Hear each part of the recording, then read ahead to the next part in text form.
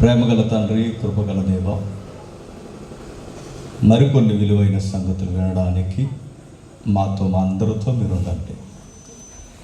కుటుంబానికి చేసిన మేలులు తండ్రి ఈరోజు అనేకులు ఆశ్చర్యపోయేలా మీరు జరిగించిన స్వస్థత తండ్రి గొప్పది.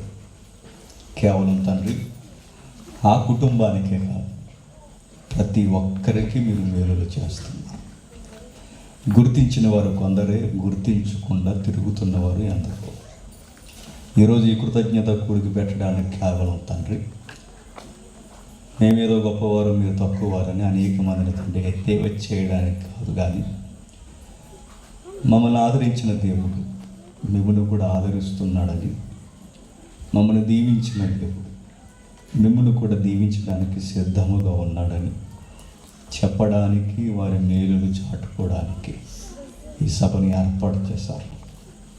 గతించిన వేళ తల్లిగారికి ఉన్న అనారోగ్య సమస్యలు తండ్రి మీ వాక్యము చేత తనను ఆదరించి ధైర్యపరిచి తండ్రి ఈరోజు మళ్ళా సజీవ లెక్కలు ఎంత ధైర్యముగా నిండు ఆరోగ్యముతో వైద్యమే ఆశ్చర్యపోయే తల్లిగారికి చేసిన స్వస్థతను, ఆరోగ్యమైన మెరుగైన స్థితిని మీరు అనుగ్రహించిన దాన్ని బట్టి మీకు స్తుతులు స్తోత్రములు.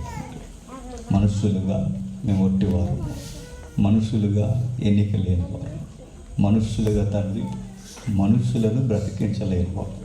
ఈ కార్యము మీది, ఈ ఘనత మీది తండ్రి, ఈ సమస్త కార్యానికి కర్త మీది తండ్రి. ఈరోజు వచ్చిన ప్రతి ఒక్కరితో ఈ కుటుంబాన్ని తండ్రి ఆధారం చేసుకుంటూ అందరితో మీరు మాట్లాడతారని కోరు క్రీస్తున్నామని ప్రార్థన సమర్పిస్తున్నాం తండ్రి. ఆమేన్. జాగ్రత్తగా కొన్ని సంగతులు విందాం, బలమైన సంగతులు. కుటుంబానికి జరిగిన మేలులను బట్టి, కుటుంబానికి జరిగిన విలువైన కార్యాలను బట్టి ఈ సభను ఏర్పాటు చేయడం అనేది జరిగింది. చాలామంది కృతజ్ఞత కూడిక అనగానే మీరు కుదురకుండా కృతజ్ఞత కూడిక అనగానే మిక్చర్ పెట్టేసి పంపించేయడం అనుకుంటారు. ఆ మాత్రం మిక్చర్ మనం ఇంట్లో కూడా తినగలం. టీ దాగేసి వెళ్ళిపోవడం కాదు కృతజ్ఞత కూడిక. కృతజ్ఞత కూడిక అంటే లైట్గా స్నాక్స్ తీసుకోవడానికి పులిహార కూడా కాదు. అసలు కృతజ్ఞత కూడిక అంటే ఏంటి? మేము దేవునికి నచ్చాం, మీరు దేవునికి నచ్చలేదని కూడా చెప్పుకోవడానికి కాదు. కృతజ్ఞత కూడిక అంటే ఏంటంటే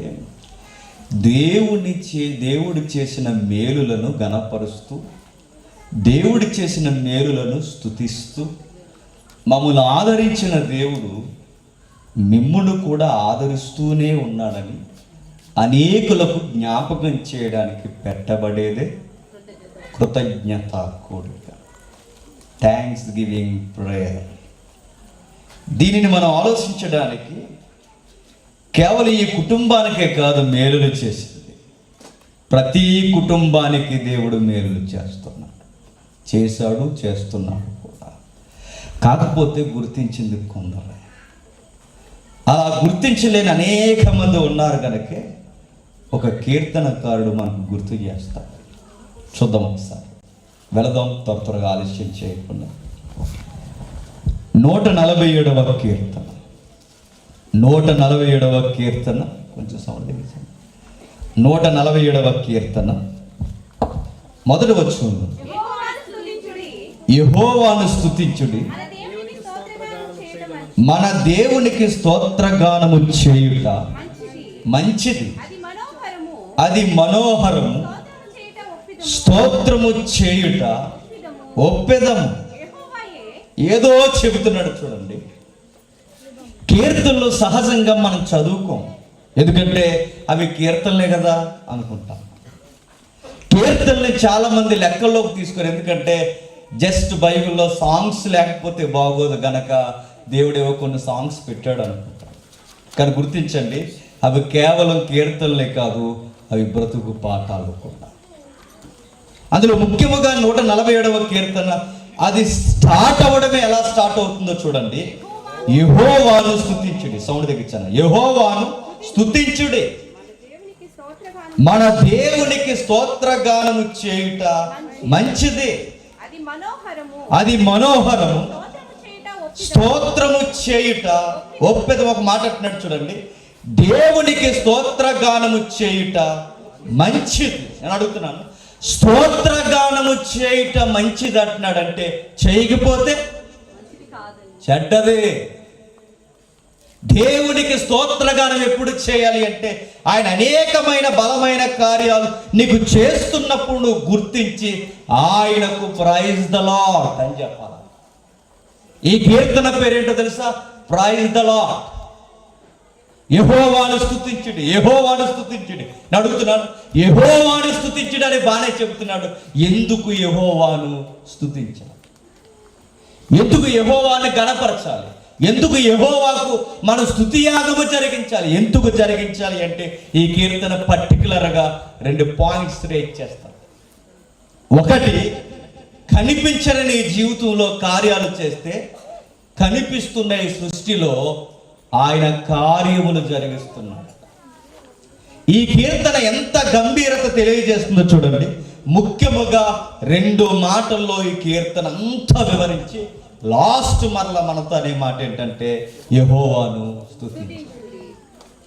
చెప్తున్న మాట చూడండి, 2వ వచనం, యెహోవా యెరూషలేమును కట్టువాడు, చెదిరిన ఇశ్రాయేలీయులను పోగు చేయువాడు, గుండె చెదిరిన వారు ఆయన బాగు చేయువాడు, వారు గాయములు కట్టువాడు, నక్షత్రముల సంఖ్యను ఆయన నియమించి ఉన్నాడు, వాటన్నిటికీ పేర్లు పెట్టుచు మన ప్రభువు గొప్పవాడు, ఆయన అధిక శక్తి గలవాడు, ఆయన జ్ఞానమునకు మితి లేదు. ఆగుతాం.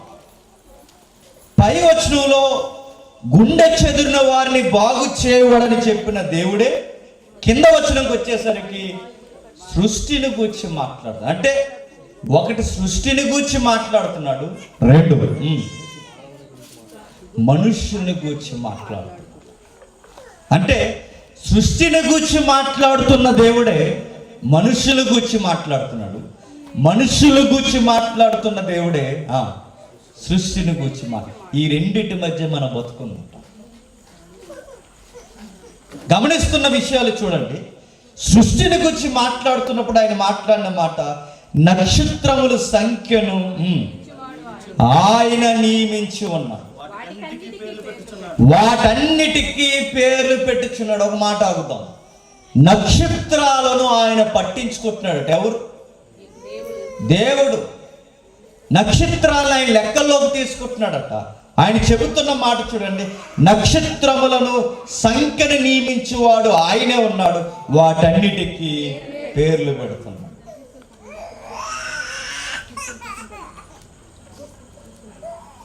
నక్షత్రాల సంఖ్యను గురించి ఎప్పుడైనా టూకీగా ఒక మాట ఆలకించాలి.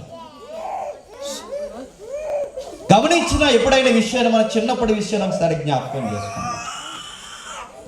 ఒకప్పుడు అందరం వేసవికాలం వచ్చింది అనుకోండి, ఎక్కడ పడుకునే వాళ్ళు?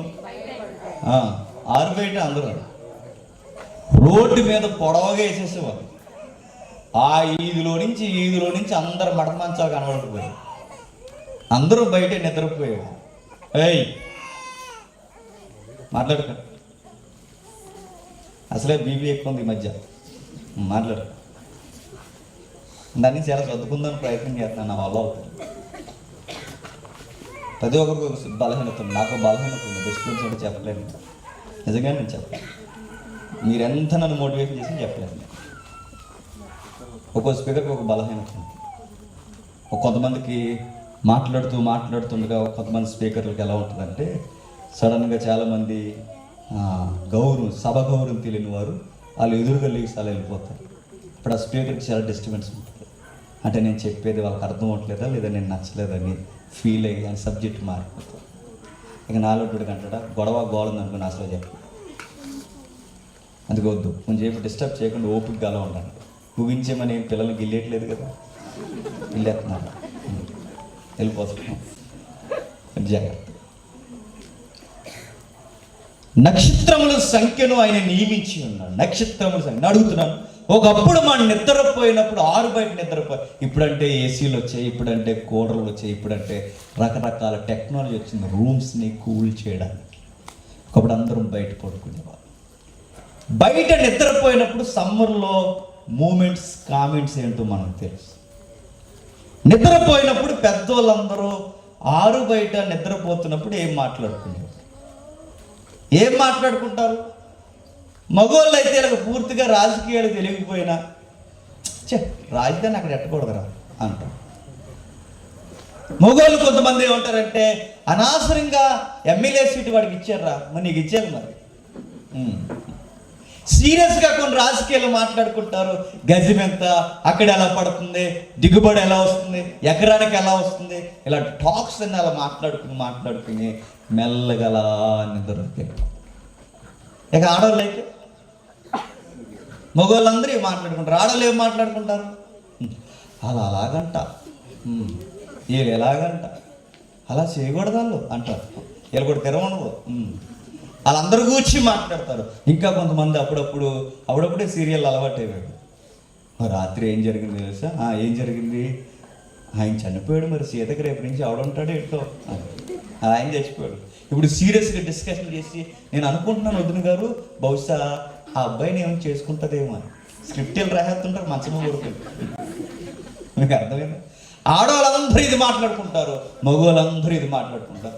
పెద్దోళ్ళు ఎవరు గొడవల్లో ఉన్నప్పుడు పిల్లలుగా మనం ఏం చేసామని చెప్పినా మనకి ఇవేమీ తెలియగనక సీరియస్గా ఆకాశం వైపు చూసి ఏం చేసేవాడు? పక్క మంచంలో ఉన్నవాడు నీవు, ఎదురు మంచంలో ఉన్న ఆ నెక్కరేసుకున్నవాడు నీవు, మనందరం కలిసి సీరియస్గా పెట్టుకున్న ప్రాజెక్ట్ ఏంటంటే లెక్కెట్టేద్దాం అనుకుంటాం. ఏంటి? నక్షత్రాలు స్టార్ట్ చేస్తాం. నువ్వు లెక్కెట్టు, నేను లెక్కెట్టు అంటాం.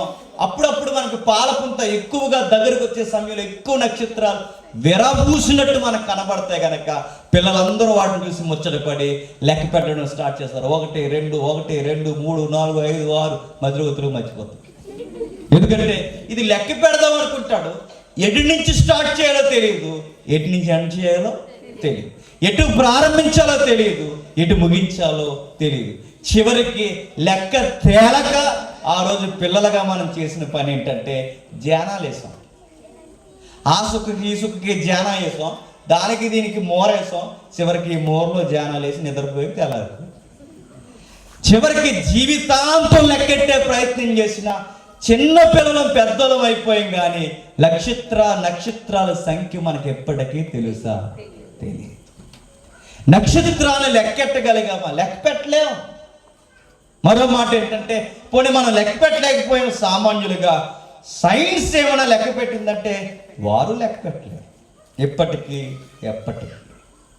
సైన్స్ లెక్క పెట్టిందంటే వాళ్ళు ఏం లెక్క పెట్టలే, వాళ్ళు గుంపులకు పేర్లు పెట్టారు. ఇదిగో ఈ గుంపు ఇది పాలపుంత నక్షత్రం మండలం అన్న, ఇది ఆంధ్రమెడ అన్న, ఇది హైడ్రోసెంటారిక్ అన్న, ఇలా గుంపులకి పేర్లు పెట్టారు తప్ప వీళ్ళు కూడా ఒక్కొక్క గుంపులో ఎన్ని నక్షత్రాలు ఉన్నాయి వీళ్ళు కూడా ఎప్పటికీ చెప్పలేదు. కానీ గమ్మత్తు చెప్పిన మనుషులకు అందని లెక్కను దేవుడు చెప్పండి లెక్క పెట్టాడు. ఆయన లెక్క పెట్టడమే కాదు నక్షత్రాలకి పేర్లు పెట్టాడట. అది విచిత్రమైన సంగతి. మనం అనుకుంటాం తెల్ల చుక్క, చిన్న చుక్క, పెద్ద చుక్క అంటాం, కానీ దేవుడు అంటాడు దానికి పేర్లు పెట్టాడట. వాటికి పేర్లు పెట్టడమే కాదు వాటికి పేర్లు పెట్టుచు అవసరమైతే వాటిని పిలుస్తాడు. అంటే నక్షత్రాలు దేవుడు పట్టించుకుంటున్నాడని ఎందుకు ఈ కీర్తనకాడు ఈ మాట రాస్తున్నాడు? యెహోవాను స్తుతించుడని ప్రారంభించిన ఈ కీర్తన యెహోవాను ఎలా స్తుతించాలో చెప్పకుండా నక్షత్రాలు కూడా మనకెందుకు? మీకు అర్థమవుతుందో లేదో ఆ వ్యూ. యెహోవాను ఎలా స్తుతించాలో చెప్పాల్సిన మాట చెప్పకుండా నక్షత్రాల సంఖ్యది, వాటికి పేర్లు ఇదని ఎందుకు కీర్తనాకారుడు చెబుతున్నాడు? దానికి మూలం ఒకే ఒక్కటి, ఆ నక్షత్రాలను లెక్క పెడుతున్న దేవుడు నీ బతుకును కూడా లెక్కెడుతున్నాడు. అంటే రెండు మాటలు ప్రధానంగా చెప్తున్నాడు. నక్షత్రాలు ఎందుకు లెక్క పెట్టాలి అంటే, దేవుడు నక్షత్రాన్ని పట్టించుకోకపోతే గుర్తుపెట్టుకోండి, మనకి మనుగడ లేదట. ఎట్లానో తెలుసా? నక్షత్రాల కూటమిలో ఈరోజు మన సూర్య కుటుంబం. ఈరోజు మనం ఈ ఊర్లో లేదా ఈ ప్రాంతంలో గుర్తుపెట్టుకోండి, ఈ వీధిలో, ఈ ఏరియాలో, ఆ మూడే ఇంట్లో నువ్వు సుఖంగా ఉండాలంటే చాలా పెద్ద ప్రాజెక్ట్ చేయాలి. దేవుణ్ణి ఎందుకు స్తుతించాలని చెబుతున్న ఈ కీర్తనాకారుడు ఎందుకు ఆకాశం వైపు చూడబట్టినాడంటే సూత్రం ఒకే ఒక్కటి. మనకు పెద్ద నక్షత్రం దగ్గర ఉన్న దాని పేరు సూర్యుడు. ఆ సూర్యుడికి 9 గ్రహాలు. ఈ మధ్య ఒకటి మాయమైపోయిందన్న. 8 గ్రహాలు, సుమారు 8 గ్రహాలు దాని చుట్టూ తిరుగుతుంటే దానికి 3వ గ్రహం మన గ్రహం. మనకి గుడ్ మార్నింగ్ రావాలన్నా, గుడ్ నైట్ రావాలన్నా ఇది భ్రమణ పరిభ్రమం చేస్తూ మనకు కాస్తున్న సూర్యుడు కూడా భ్రమణ పరిభ్రమణం చేయాలంట. అలా చేస్తూ ఉన్నప్పుడు ఏం జరుగుతుందంటే మీరు గమనించండి, తన చుట్టూ తాను తిరుగుతున్న భూమి సూర్యుని చుట్టూ కూడా తిరుగుతుంది. సూర్యుని చుట్టూ తిరుగుతున్నప్పుడు ఏం జరుగుతుందంటే, నాకు రోజు అనేది ఒకటి రావాలి అంటే నేను నిలబడిన భూమి తిరగాలి. ఇంకా మీరు గుర్తించండి, ప్రపంచ దేశాల్లో మనది ఒక దేశం. మనది ఏ దేశం? కరెక్ట్గానే ఉంది. భారతదేశంలో మనది ఒక రాష్ట్రం. ఏ రాష్ట్రం? ఆంధ్ర రాష్ట్రంలో తాలూకా జిల్లా. ఇప్పుడు ఏ జిల్లా? అంతలేదు, జగన్ గారు మార్చారమ్మ. అదేనా? పశ్చిమ గోదావరి జిల్లా. పశ్చిమ గోదావరి జిల్లాలో తాలూకా మండలం ఏ మండలం? పాలకొల్ల మండలం. పాలకొల్ల మండలంలో తాలూకా పంచాయతీ ఉంది. మీకు ఏ పంచాయతీ? అందులో ఒక ఊరు ఉంది. ఏ ఊరు? మైజరగుంట. మైజరగుంటలో ఒక ఏరియా లేదా మన స్టైల్లో ఒక పేట. ఏం పేరు? చెప్పలేదు. చర్చ్ స్ట్రీట్ ఏదో ఒకటి. ఈ ఏరియాలో కొన్ని ఇల్లులు, ఆ ఇల్లులోకి ఆ ఈదుల్లో కొన్ని ఇల్లులు, ఆ ఇంట్లో నీదొక ఇల్లు, ఆ ఇంట్లో నువ్వు, నీ కుటుంబం, నీ మనుగడ. కానీ గుర్తించండి, ఈ ఈదులో ఉన్న నువ్వు బతకాలి అంటే ఈ ఈదులో కొన్ని ఈదుల్లో కొన్ని ఇల్లులు ఉండాలి. ఈ ఇంట్లో ఒక ఊరు ఉండాలి. ఈ ఊర్లో ఒక మండలం ఉండాలి. ఒక మండలంలో ఒక రాష్ట్రం, ఒక రాష్ట్రం నుంచి ఒక దేశం, ఈ దేశం నుంచి ప్రపంచం. ఈ ప్రపంచం అంతా ఎక్కడ ఉందంటే అలా భూమి మీద ఏలాడుందంట. గుర్తుపెట్టు. ఆ భూమి మీద అది ఎలా ఏలాడున్నప్పుడు ఇది ఏలాడడమే కాదు, దాన్ని అలా తిప్పుతున్నాడు. దీన్ని అలా తిప్పడమే కాదు, దీనికి రేయింపగల్లో ఏర్పడాలి అంటే దీనికి ఒక నక్షత్రం వస్తూ పోతూ ఉండాలట. అందుకు మనకి రేయింపగల కొరకు ఒక నక్షత్రాన్ని పెట్టాడు. దాని పేరు సూర్యుడు. ఆ సూర్యుడిని పెట్టి మనకు రోజు పగలు రావాలి అంటే నక్షత్రాన్ని పెట్టడమే కాదు, దానికి పేరు పెట్టి కూడా నువ్వు భూమికి వెలుగునివ్వాలి, నువ్వు పెద్ద జ్యోతివి అన్నాడు. ఈరోజు మనం సుఖముగా ఈరోజు ఉదయాన్నే లేచి వాట్సాప్లో గుడ్ మార్నింగ్ అని పెడుతున్నావంటే నీవు అనుకుంటే రాలేదు గుడ్ మార్నింగ్. గుర్తుపెట్టుకో, దేవుడు అనుకుంటూ వచ్చింది గుడ్ మార్నింగ్. దేవుడు అనుకోవడమే కాదు, టైంకి దగ్గరుండి ఈ సర్కిల్ అంతా జరిగించేది ఎవరంటే దేవుడే. ఆయన గనక కలగజేసుకోకపోతే, ఆయన గనక పట్టించుకోకపోతే సూర్యుడు చెప్పండి ఉదయించడు, అస్తమించడు. సూర్యుడు ఉదయించడు, అస్తమించకపోతే అసలు మనకి డే అనేది లేదు. అంటే ఉదయాన్నే లేచి మన చుట్టూ ఉన్న వారికి మనం గుడ్ మార్నింగ్ చెప్పే ముందు మనం కృతజ్ఞతలు స్తుతి చెప్పాల్సింది ఎవరికో తెలుసా? దేవునికి. దేవా, మరొక దినాన్ని ఇచ్చినందుకు నీకు స్తుతులు కలుగునుగాక. ఈ కీర్తన ఏం చెప్తుందో చూడండి. మరొక దినాన్ని నువ్వు ఇచ్చినందుకు నీకు స్తుతులు కలుగునుగాక. నువ్వనేదే రాత్రంతా పగలంతా మా కొరకు నువ్వు ఆలోచించకపోతే అసలు మాకు మనుగడే లేదు. ఈ కీర్తనకాడు మొదలెడుతూనే ఏమన్నాడంటే యెహోవాను స్తుతించు. ఎందుకు యెహోవాను స్తుతించాలి అంటే నీకు రోజులను ఇస్తున్నది ఆయన. అందుకు ఆయన్ని స్తుతించాలి, అందుకు ఆయన్ని కనపరచాలి, అందుకు ఆయన్ని నువ్వు పట్టించుకోవాలి. మరో మాట, బయట ఉన్న గ్రంథాలు ఏమన్నాయంటే చాలామంది బయట ఉన్న వారు మాట్లాడిన మాట ఏంటంటే, కొంతమంది దేవుని గురించి మాట్లాడుతూ దేవుడు మనుషుల్ని పట్టించుకోడు అన్నారు. ఏంటట? దేవుడు పెద్దగా మనుషుల్ని పట్టించుకోడండి. కొన్ని గ్రీకు పురాణాలు కానీ, కొన్ని మన సనాతన ధర్మాలని చెప్పుకున్నవి కానీ, కొన్ని గ్రంథాలు ఆ దేవుడు మనల్ని పట్టించుకోడని నేను చెప్పారు. అంటే ఆయన సృష్టిని చేసి కీ ఇచ్చేసి వెళ్ళిపోయాడు. అంటే ఆయన వాచ్ మేకర్ అన్నారు. వాచ్ మేకర్ అంటే చెప్పిన, ఇప్పుడు ఈ వాచ్ని తయారు చేసినప్పుడు కూడా నా వెనకాల తిరగడం, దానికి కీ వదిలేసాడు మార్కెట్లోకి. ఇది ఎప్పుడైనా తేడా వచ్చిందనుకోండి, నేను అక్కడికి వెళితే దీన్ని మరలా సెట్ చేస్తాను. ఇది వాచ్ కనుక మనం వెళితే సెట్ చేస్తాడు. సృష్టి కూడా ఒక వాచ్లా, ఒక టైం మేకర్లా పనిచేస్తుంది, ఒక టైం ట్రావెల్లా పనిచేస్తున్నప్పుడు మరి దీనిలో ప్రాబ్లం వచ్చినప్పుడు వాచ్ మేకర్గా ఉన్న దేవుడట అలా వచ్చి అలా కీర్చి మళ్ళీ బిగించి చెప్పండి వెళ్ళిపోతాయి. ఇది బాగా చెప్తారు కదా, అలా వచ్చి కీర్చి వెళ్ళిపో. అందుకే అప్పుడప్పుడు వాడిని పదాలు ఏంటంటే అవతారం అన్నారు. అప్పుడప్పుడు కొన్ని యుగాల్లో అవతారం అంటే దేవుడు అలా అవతారం ఎత్తొచ్చి అలా కీర్చి సెట్ చేసి వెళ్ళిపోతాడు. ఎందుకు వెళ్ళిపోతాడు? ఎప్పుడు ఉండడం అంతా అంటే కొన్ని గ్రంథాలు గ్రీకు పురాణాలు చెప్పినవి ఏంటంటే ఆయనకు కూడా ఫ్యామిలీ ప్రాబ్లమ్స్ ఉన్నాయన్నాడు. ఎవరికి? దేవుడికి. దేవుడు ఎందుకు కీర్చి వెళ్ళిపోయాడంటే మరి ఆయనకు కూడా ఫ్యామిలీ ప్రాబ్లమ్స్ ఉన్నాయి. అప్పుడప్పుడు అలా ఆవిడ కోపగిస్తుంది. అలా ఆవిడ కోపగిస్తే దేవుడు ఏం చేస్తాడు? ఆవిడ కూల్ చేయడానికి డ్యాన్స్ చేస్తాడు. మీకు నవ్వు రావడం కాదు, నిజంగానే గ్రంథాల్లో ఉన్నాయి. ఆవిడ కోపం వస్తే మరి ఏం చేస్తాడంటే తలాము తగదిమని ఏదో డ్యాన్స్ చేస్తాడు. అలా డ్యాన్స్ చేసి స్పీడ్గా వేసి అలా వేసి ఇలా వేసిన తర్వాత అప్పుడు దేవత ఆవిడ నవ్వుతుంది అనమాట. సార్లే నీ ఆసమంటుంది అనమాట. ఆ డ్యాన్స్ చేస్తే ఆవిడ కూల్. ఆ డ్యాన్స్ చేసిన తర్వాత ఆయన నాట్యం కొన్ని పదాలు ఉపయోగించుకోండి. ఆయన నాట్యము చేసిన తర్వాత అప్పుడు ఆవిడ కూల్ అవుతారు. ఆయనకు కూడా ఎన్నో ఫ్యామిలీ ప్రాబ్లమ్స్ ఉంటాయి, ఆయనకు కూడా కోపాలు ఉంటాయి, తాపాలు ఉంటాయి, పిల్లలు ఉంటారు, ఇవన్నీ ఉంటాయి. కనుక సృష్టిని పట్టించుకునేంత కానీ దేవునికి లేదందుకే ఆయన వాచ్ మేకర్ అన్న. కానీ బైబిల్ అలా చెప్పట్లేదు. బైబిల్ ఏం చెప్తుందో చెప్పనా? ఈ బైబిల్ దేవుడు వాచ్ మేకర్ కాదు, ఆయన ఎప్పుడు చెప్పండి వాచ్ చేస్తూ ఉంటాడట, ఆయన చూస్తూ ఉంటాడట. ఎవ్రీడే మనల్ని పట్టించుకుంటూ ఉంటాడు. రోజు ఎలా వస్తుందో చూస్తాడు, రోజు ఎలా గడుస్తుందో చూస్తాడు, మనుషులు ఎలా బ్రతుకుతున్నారో చూస్తున్నాడు, మనుషులు ఏం తింటారో చూస్తాడు, మనుషులు ఏం జీవిస్తున్నారో చూస్తాడే కాదు వాళ్ళ అక్కర్ని ఆయన తీరుస్తాడు. ఆయన మనలో ఎవ్వరికీ దూరంగా ఉండువాడు కాడని బైబిల్ చెబుతుంది. బైబిల్ చెబుతున్న విధానం ఏంటంటే దేవుడు ఉన్నాడని చెప్పదు, ఉన్న దేవుడు ఈ సృష్టిని ఎలా కలగజేసుకుని నడిపిస్తున్నాడో చెప్తాడు.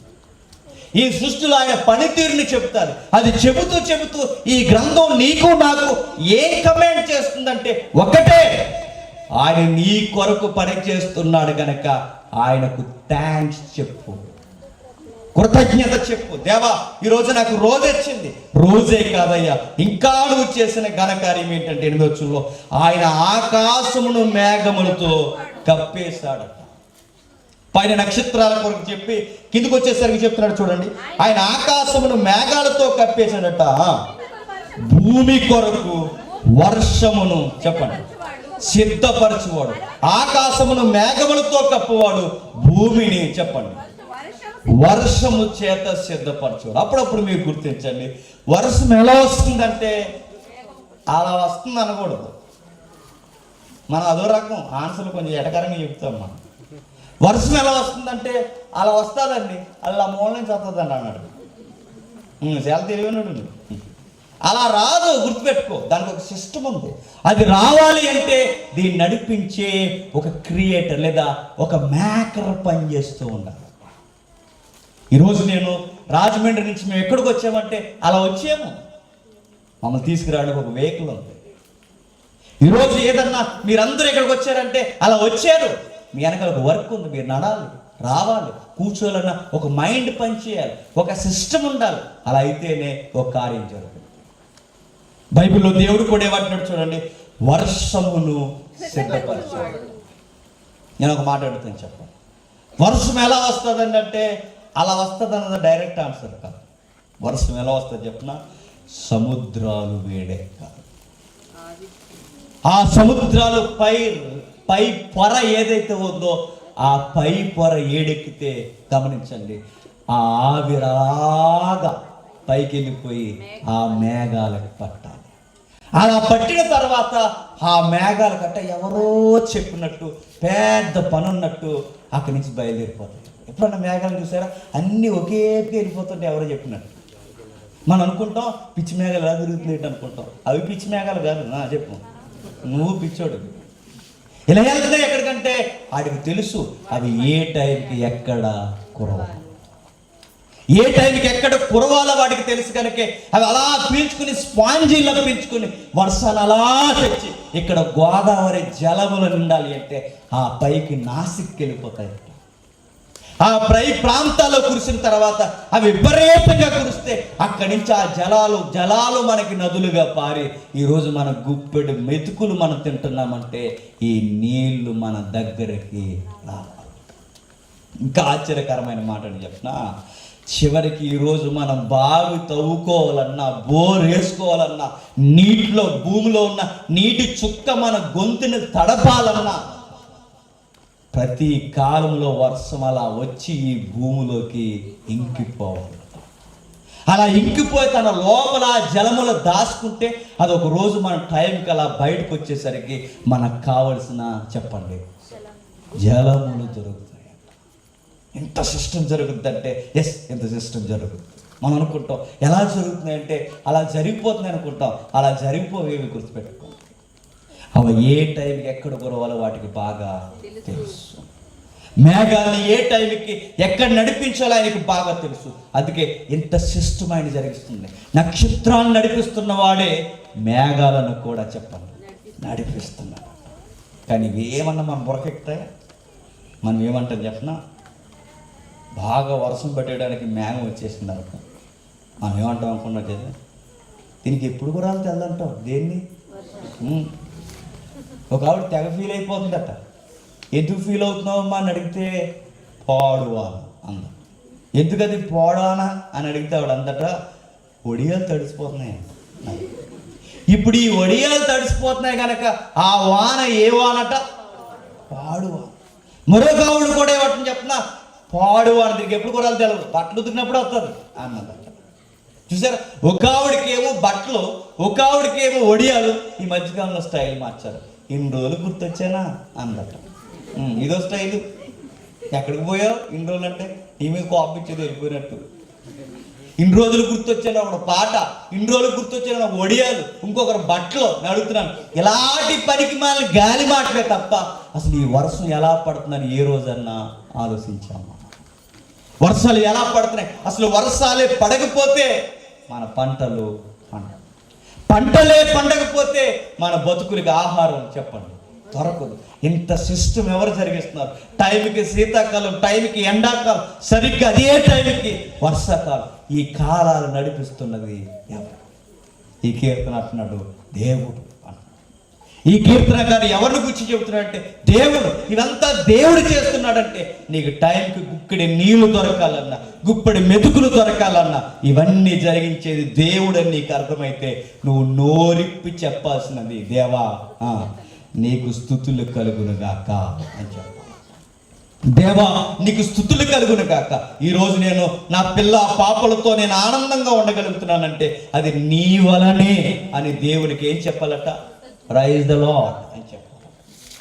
దేవునికి మహిమను ఆరోపిస్తూనే దేవునికి కృతజ్ఞతలు తెలియచేయాలి. ఎందుకంటే ఈరోజు నాకు రోజు రావడమే కాదు, ఈరోజు నాకు కాలాలు కూడా వచ్చిపోతున్నాయంటే దానికి ఒకే ఒకటి, నువ్వు మమ్మల్ని పట్టించుకుంటున్నావు, నువ్వు మమ్మల్ని ఇన్ని కార్యాలు చేస్తున్నావు. ఇది ఒక్కరికే కాదు, ప్రతి ఒక్కరికే చేస్తున్నాడు కనుక కృతజ్ఞత కూడిక వాళ్ళొక్కరే కాదు చెప్పండి, మనమందరం కూడా పెట్టాలి, మనమందరం కూడా జరిగించాలి. ఆ కృతజ్ఞత కూడిక అనగానే ఇలాగే కాదు, ప్రతిరోజు మీ ఇంట్లో మీ సంఘాల్లో మీరు దేవునికి కృతజ్ఞత బద్దులై ఉంటారు.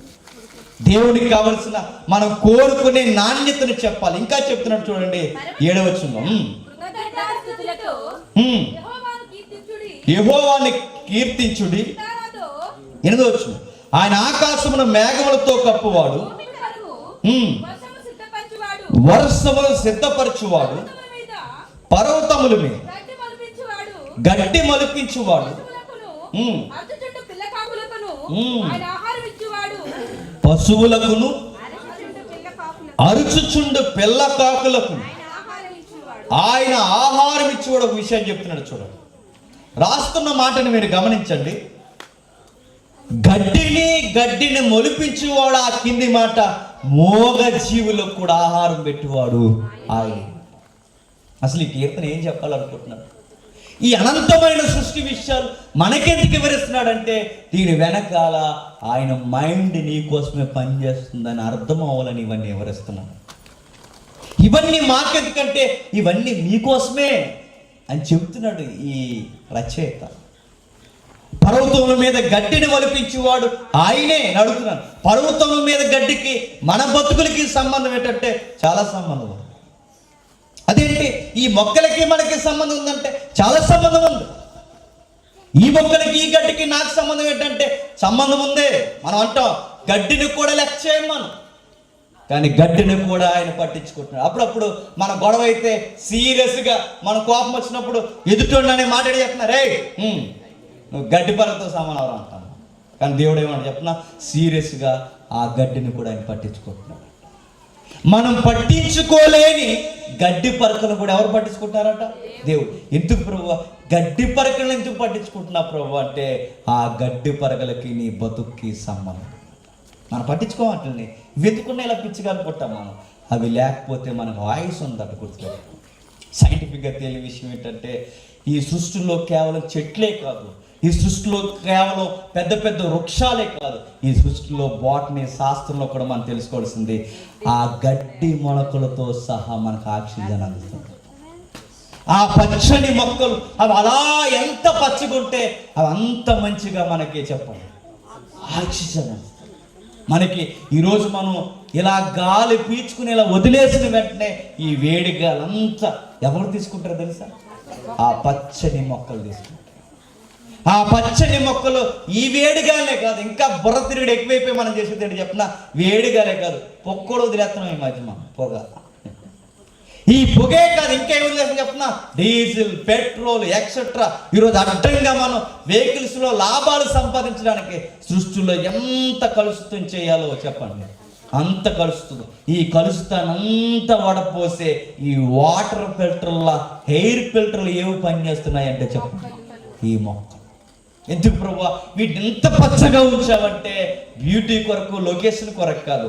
ఆయన ఎందుకు అంత పచ్చగా ఉంటాడంటే నీ లోపల ఉన్న ఊపిరితిత్తులు హెల్దీగా ఉండాలి అంటే అవి పచ్చగా ఉండాలి. నీ లోపల ఉన్న నీ కండిషన్ కంట్రోల్లో ఉండాలి అంటే ఈ సృష్టిలో ఈ గ్రీన్ అట్మాస్ఫియర్ అలా పనిచేస్తూ ఉండాలి. గడ్డి పరకకి నీ బతుక్కి కూడా చెప్పండి సంబంధం. ఈ కీర్తనకారుడు ఇన్ని చెప్పి మాకు ఏం చెప్పాలనుకుంటున్నావు అయ్యా అంటే ఒకే ఒకటి చెప్తున్నాడు, ఇవి లేకపోతే మీరు లేరు, ఇవన్నీ పని చేయకపోతే మీరు లేరు. ఇది మీకు మెల్లమెల్లగా అర్థమైతే ఆయన చెప్పిన మొదటి మాటే యెహోవాను స్తుతించండి. గడ్డి పరగలు చూసినప్పుడు స్తుతించండి, వర్షం కురుస్తున్నప్పుడు స్తుతించండి, నక్షత్రాలు కనబడుతున్నప్పుడు ఆయనకి స్తుతియాగము జరిగించండి, అడుగడుగున ఆయన ఎక్కడ చూసినా స్తుతించండి. కానీ గడ్డి పరకలు చూస్తే మనకి ఏం గుర్తొస్తుంది చెప్పిన, గడ్డి మీద దొల్లేయాలనుకుంటాము. యవనస్తులకైతే ఏం గుర్తొస్తుంది చెప్పిన, ఆడ కూర్చొని ముచ్చట్లు పెట్టుకోవాలనుకుంటాం. మరి కొంతమందికి ఏం గుర్తొస్తుంది చెప్పిన, అనవసరంగా ఈ గడ్డి ఎదిగిపోతుంది, కోసి గేదెలు వేయాలనుకుంటాం. అంత ఒక రకం అర్థమవలసిన విషయం అర్థమవుతుంది. వర్షం పడుతుంది అనుకోండి, పాడువాలని కొంతమంది అంటే, కొంతమంది ఏమంటారు చెప్పిన, భలే పడుతుందిరా బజ్జీలు వేసుకుంటే బాగుంది అనుకుంటాం. ఒకటి అసలు విషయం అర్థమవుతుంది, పనికి రాని విషయాలన్నీ అర్థమవుతాయి. కానీ కీర్తనకారుడు అంటున్నాడు, ఈ సృష్టిలో గడ్డి పర కదిలిన నీ కొరకు సృష్టికర్త కదులుతున్నాడని మర్చిపో. ఆయన వాచ్ మేకర్ కాదు, నేను ప్రతిరోజు ఆయన పట్టించుకుంటున్నాడు. నువ్వు బాగుండాలని ఆయన కోరుకుంటున్నాడు, నువ్వు బాగుండాలని ఆయన కోరుకుంటున్నాడు. ఇంకా ఏం చేస్తున్నాడు అంటే 2 మాటలు చెప్పి ముఖ్యమైన వచనాలకు వెళ్ళిపోదాం. పశువులకును అరుచుచుండు పిల్ల కాకులకును ఆయన ఆహారం ఇచ్చేవాడు. ఒక మాట అడుగుతాను చెప్తాం. పశువులకి, పిల్ల కాకులకి, పక్షులకి, పశువులకి మన బ్రతుకులకి సంబంధం ఉందంటే సంబంధం. ఈ మధ్యకాలంలో ఎంతమంది న్యూస్ పేపర్ చదివారు లేదో నాకు తెలియదు, కానీ చైనా దేశం ఒకరోజు అడుక్కుని తినే దేశం అయిపోయింది తెలుసా. చైనా దేశానికి మన దేశం, మన పక్కన ప్రజెంట్ మన శత్రు దేశం పాకిస్తాన్ కన్నా ఎక్కువైపోయింది ఇప్పుడు మనం బెడద. ఈ పొట్టి దేశం, పొట్టోళ్ళు ఉంటారు, అందరూ పొట్టోళ్ళు అక్కడ, అన్నీ ఒకటే ముక్కులు. ఈ దేశం ఏదైతే ఉందో మన ఉత్తర భాగంలో ఉంటుంది. అది ఒకరోజు మనకన్నా పెద్ద దేశం, మనకన్నా విస్తీర్ణంలోను జనాభాలోను అన్ని విధాలుగా ప్రపంచంలో పెద్ద దేశం ఏదైనా ఉందంటే చైనా దేశం. ఒకరోజు దీనికి విపరీతమైన కరువు వచ్చింది. ఎప్పుడన్నా మీరు గమనించండి, చైనా దేశానికి కరువు వచ్చింది అన్నప్పుడు మనం గుర్తించాల్సిన విషయం ఏంటి చెప్పిన, వాళ్ళకి కరువు వచ్చింది దానికే వింత వింత తిండ్లు తినడం మొదలెట్టారు. చైనా వాళ్ళు తిన్న తిండ్లు చూస్తే మనకి చచ్చిపోలేనిపిస్తుంది. మనకి ఇప్పుడు వాళ్ళు ఎలా తింటారు చెప్పిన, ఇప్పుడు ఒక కప్పు ఎలా వెళ్ళింది అనుకోండి, చిచ్చి అని వెళ్ళిపోతాం. మనకి కప్పులంటే చాలా ఎలర్జీ మనకి. వాళ్ళు చిచ్చి అని వెళ్ళిపోరు, బుజ్జి అని వెళ్ళిపోతారు దాని దగ్గరికి. ఎందుకంటే ఆ బుజ్జి అలా బజ్జి, దాని దగ్గరికి వెళ్ళిపోయి దాన్ని నైస్గా ఏం చేస్తారు చెప్పిన, ఆ 4 కాళ్ళు కట్ చేసి నైస్గా దాన్ని బాయిల్ చేసి మంచిగా పొంగించి మనం అట్టిగా బజ్జి కోసుకుని తింటాం చేస్తారా, వాళ్ళు నీట్గా దాన్ని కోసుకుని తింటారు, బాగా తినాలి. మనం అప్పుడప్పుడు వానపాములు వచ్చినాయి అనుకోండి, దెబ్బకు పైకెక్కేస్తాం మన మనసు మీద. వాళ్ళు వానపాములు వచ్చాయి అనుకోండి, హాయ్ క్యూటీ ఇలా వచ్చావా అంటారు. వాళ్ళు నైస్గా తీసుకుని నైస్గా మన బొమ్మడాలు చికెన్ చెక్కేసి మంచిగా ఫ్రై చేసుకుని వాళ్ళు మళ్ళీ హనీ సూప్లు ఉంటే అందులో ముంచుకుని నైస్గా తినేస్తారు. వానపాములు తినేస్తారు, కప్పలు తినేస్తారు. విచిత్రం ఏంటి చెప్పిన, తేలు కూడా తినేస్తారు. ఇంకా విచిత్రం ఏంటి చెప్పిన, ఆ పెద్ద పెద్ద బొద్దికలు ఉంటాయి అవి తినేస్తారు. ఇంకా విచిత్రం ఏంటి చెప్పిన, బొండెలకలు తెలుసుగా అవి తినేస్తారు. ఇంకా విచిత్రం ఏంటి చెప్పిన, చిన్న చిన్న సుంచి పిల్లలు ఉంటాయి చూసారా, వాటికి గిరాకీ ఎక్కువ, వాటిని కూడా తినేస్తారు సూపులో ముంచుకుని. ఇక 1-2 కాదు, వాళ్ళు తినలేనిది ఏమన్నా అంటే అన్నీ తినేస్తారు. మనం ఎప్పుడన్నా 1 కేజీ మాంసం మేక మాంసం తెచ్చుకుంటాం, అది అలా కాదు, మేకను ముందే వేసుకుంటారు, ఉడికిపెట్టుకుంటారు, మొత్తం తినేస్తారు. ఇందులో ఈ తినలేదు లేదు, వాళ్ళు సృష్టిలో జరిగిన ప్రతి జీవరాశిని తినేస్తారు. అడుగుతున్నాను, అలాంటి పిల్లలకి ఎలా వచ్చాయి అబ్బా అంటే, ఒకరోజు కరువు వచ్చింది. వాళ్ళు ఆ కరువు వచ్చింది. ఆ కరువు దేని వల్ల వచ్చిందంటే పిచ్చుకల వల్ల వచ్చింది. గుర్తుపెట్టుకో, దేని వల్ల వచ్చింది? పిచ్చుకల వల్ల కరువు రావడం ఏంటంటే, పిచ్చుకల్ని చంపేసే కనుక కరువు వచ్చింది. పిచ్చుకల్ని చంపేస్తే కరువు రావడం ఏంటి? పిచ్చుకల్ని చంపేసే కనుకే కరువు వచ్చింది. పిచ్చుకల్ని చంపేస్తే కరువు రావడం అనుకోకండి, పిచ్చుకల్ని చంపేసింది ఎవరంటే కమ్యూనిస్టులు. కమ్యూనిజం వచ్చిన తర్వాత వాళ్ళ దేశాన్ని పరిపాలించిన ఆ మావోయిజం, లెనినిజం ఏదైతే ఉందో, వీళ్ళు ఒక విప్లవాన్ని ప్రకటించారు. ఆ విప్లవం ఏంటి చెప్పిన, మన ధాన్యాగారం అంతా పిచ్చుకలు తినేస్తున్నాయి కనుక, మన ధాన్యాన్ని వచ్చి ఈ చిన్న పక్షులు తినేస్తున్నాయి కనుక, ఈ పిచ్చుకల మీద మనం యుద్ధాన్ని ప్రకటించాలని చెప్పి దేశంలో పిచ్చుకలు ఉండకూడదని కనిపించినల్లా కాల్చిపడండి అన్నారు. పిచ్చుకలను చంపేశారు. పిచ్చుకల్ని ఎప్పుడైతే చంపేశారో, ఆ చిన్న పక్షుల్ని చంపేసిన వెంటనే వీళ్ళొక విషయం లేటుగా అర్థమైంది. పిచ్చుకలు ఉన్నప్పుడు కరువు వచ్చేస్తుంది అనుకున్నారు, పిచ్చుకలు చనిపోయిన తర్వాత కరువు వచ్చేసింది. ఎట్లా వచ్చేసింది చెప్పిన, పిచ్చుకలు ఎప్పుడైతే చనిపోయాయో వారి ఆహారానికి పట్టిన పురుగుని వారు నివారణ చేయలేకపోయారు. వారి ఆహారానికి పట్టిన పురుగు సరిగ్గా పంట దిగుబడి వచ్చే టయానికి, ఆ పురుగు పట్టే సమయానికి వారు ఎప్పుడైతే ఈ పిచ్చుకలు ఈ పక్షులు లేకుండా చేయగలిగారో, ఆ టయానికి అవి లేకపోయేసరికి పంటను పురుగంతా తినేసేసరికి కరువు వచ్చేసింది. కరువు ఎప్పుడైతే వచ్చేసిందో, ఆ కమ్యూనిస్టులు చేసిన పనికి ఆ కరువు వచ్చిన తర్వాత ఆ పురుగుల జాతికి వారు తట్టుకోలేకపోయారు. కరువు వచ్చినప్పుడు ఆహారం దొరకలేదు కనుక కమ్యూనిస్టులు చేసిన పనికి వాళ్ళకి ఏం తినాలో అర్థం కాలేదు. ఏం తినాలో అర్థం కాక వాళ్ళు ఏదో ఒకటి దొరికి తినాలని స్టార్ట్ చేశారు. అది విస్తారమైన భూభాగం కనుక ఆ భూభాగంలో జీవరాశి కూడా ఎక్కువ. అందుకే అక్కడ పాములు ఎక్కువ, బొద్దింకలు ఎక్కువ, రకరకాలు ఎక్కువ. ఆ రోజు నుంచి సుమారు ఇప్పటికి 200 సంవత్సరాలు, 150 సంవత్సరాలు, 200 మధ్య నుంచి ఈ వింతైన తిండ్లు తినడం వాళ్ళు స్టార్ట్ చేస్తారు. అంటే మనం అనుకుంటాం, ఈ పక్షి కూడా ఉన్నది నా కోసం అంటే నీ కోసమే అయ్యా అని చెప్తుంది. ఈ పిచ్చులు కూడా నా కోసం అంటే నీ కోసం, ఎందుకంటే నీ కొరకు అవి సర్కిల్లా పనిచేస్తాయి.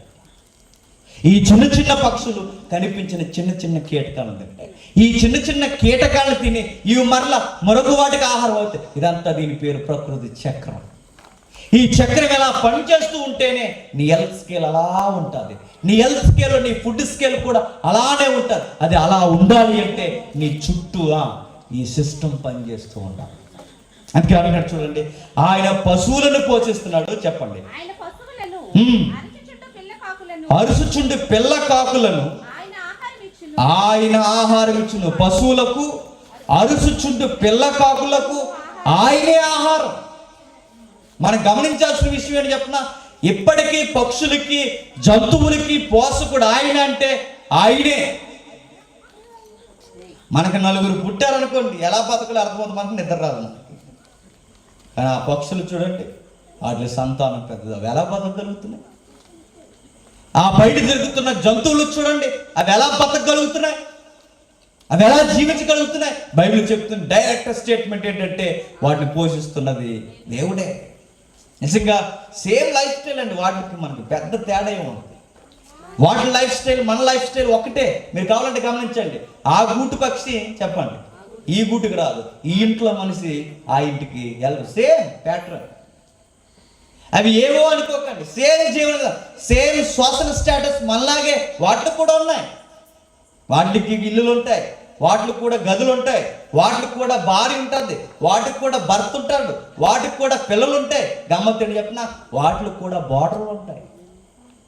ఎక్కడ వరకు ఎగరాలో వాటికి తెలుసు, ఎక్కడ వాడాలో తెలుసు, ఏ గూటికి వెళ్ళాలో తెలుసు. సేమ్ మనలాంటి జీవన విధానమే వాటికి కూడా.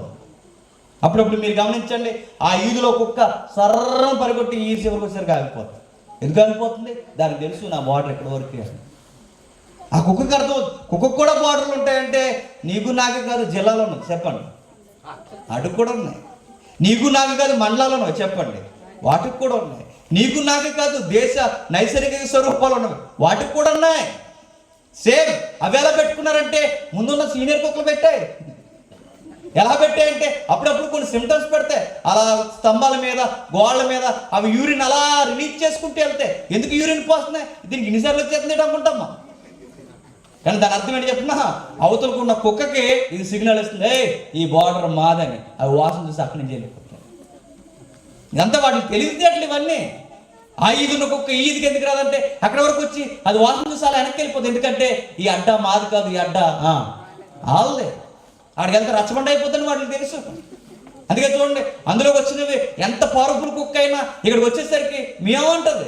ఇక్కడ ఎంత పవర్ఫుల్ కుక్క అక్కడికి వెళ్ళేసరికి పెద్దగా గొడవ చేయదు, తోక ముడుచుకుని వచ్చి మళ్ళీ ఇక్కడికి వచ్చి మోగుతుంది, రా ఈసారి మా బార్డర్లో. కానీ ఇవన్నీ వాడు పాటిస్తాయంటే పాటిస్తే వాటికి ఆధారపడలు తప్ప అన్నీ ఉన్నాయి, గుర్తుపెట్టుకోండి. కానీ దేవుడు చెప్తున్నాడు వాటిని కూడా పోషిస్తున్నది. వాటికి మనకి తేడా ఏంటంటే అవి మాట్లాడవు, నువ్వు మాట్లాడతావు. సేమ్. అవి మాట్లాడవు, నువ్వు మాట్లాడతావు. మిగిలిన లైఫ్ అంతా ఒకే ఒక్కటే. వాటికి ఇల్లులు ఉన్నాయి, నీకు ఇల్లులు ఉన్నాయి. వాటికి గదులు ఉన్నాయి, నీకు గదులు ఉన్నాయి. వాటికి పిల్లలు ఉన్నారు, నీకు పిల్లలు ఉన్నారు. నీకు వాటికి వ్యత్యాసం ఏంటంటే నీకు బుద్ధి జ్ఞానం ఉంది. చెప్పండి, నీకు దేవుడు ఇచ్చిన జ్ఞానం ఉంది, నీకు మాట ఉంది, ఆయన ఇచ్చిన గుణగణ. ఇవన్నీ ఎందుకున్నాయి ప్రభు అంటే ఆ వ్యవస్థ కూడా పనిచేస్తున్నది నీకోసమేనంట.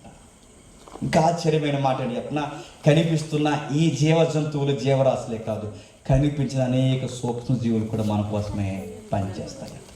అప్పుడప్పుడు సీరియస్గా గట్టిగా తినేసి లాస్ట్ని ముద్ద దిగాలంటే ఒక కోట వేస్తాం మనం. ఏంటది?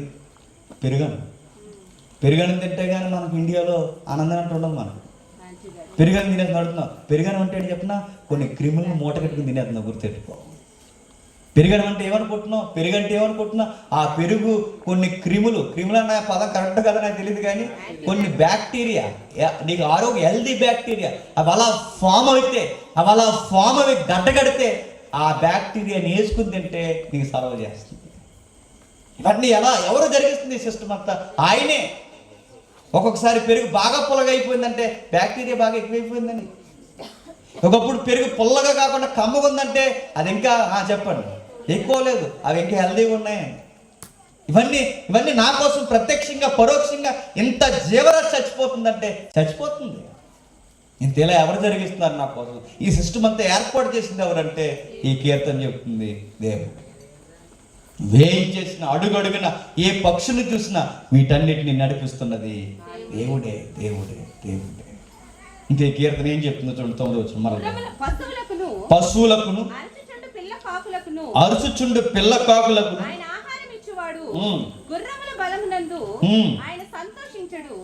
ఆయన సంతోషించడు, ఆయన ఆనందించడు. తన యందు భయభక్తులు గలవారి తన కృప కొరకు కనిపెట్టు వారి యెహోవా ఆనందించి ఉన్నాడు.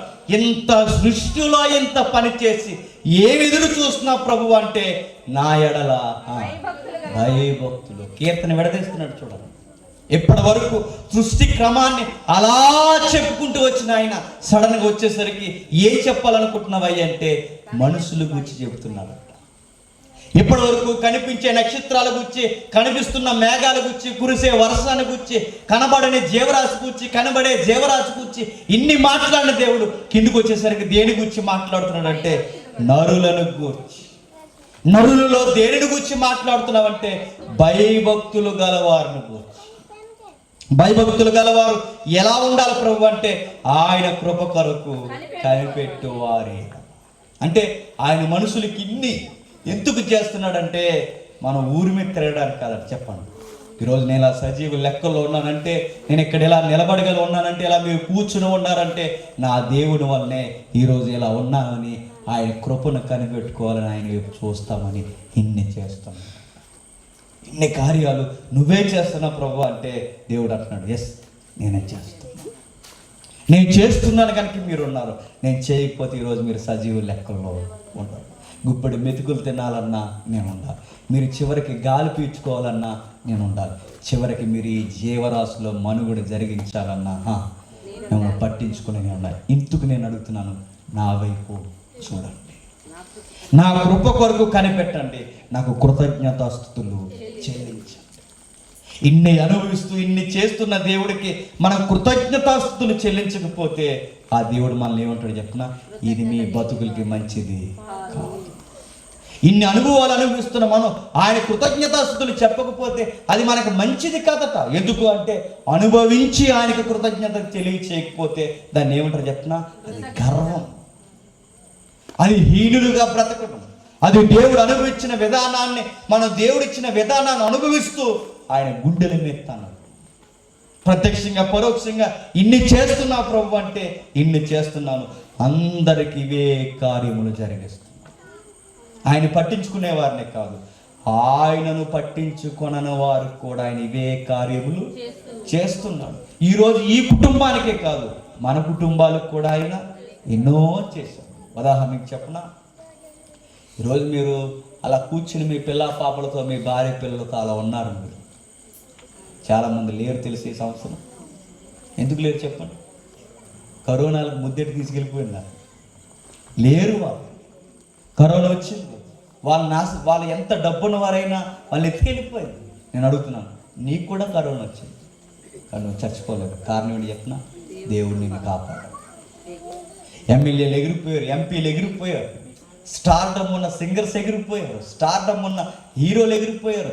కరోనా సెకండ్ వేలో, థర్డ్ వేలో వాళ్ళు చూపించిన విపరీత పరిణామానికి గుండె ఒత్తిడిని తట్టుకోలేక, యాక్షన్ ఒత్తిడిలో మరి ఏ ఒత్తిడిలో తెలియక అనేక మంది పెద్ద పెద్ద యాక్టర్లు కూడా గుండెపోటుతో చచ్చిపోయారు. అడుగుతున్నాను, మన ఎమ్మెల్యేలు కాదు, ఎంపీలు కాదు, అసలు మన పంచాయతీ మెంబర్లు కూడా కాదు, ఏమీ కాదు. మన దగ్గర డబ్బు లేదు, పేరు లేదు, అధికారం లేదు, ఏమీ లేదు.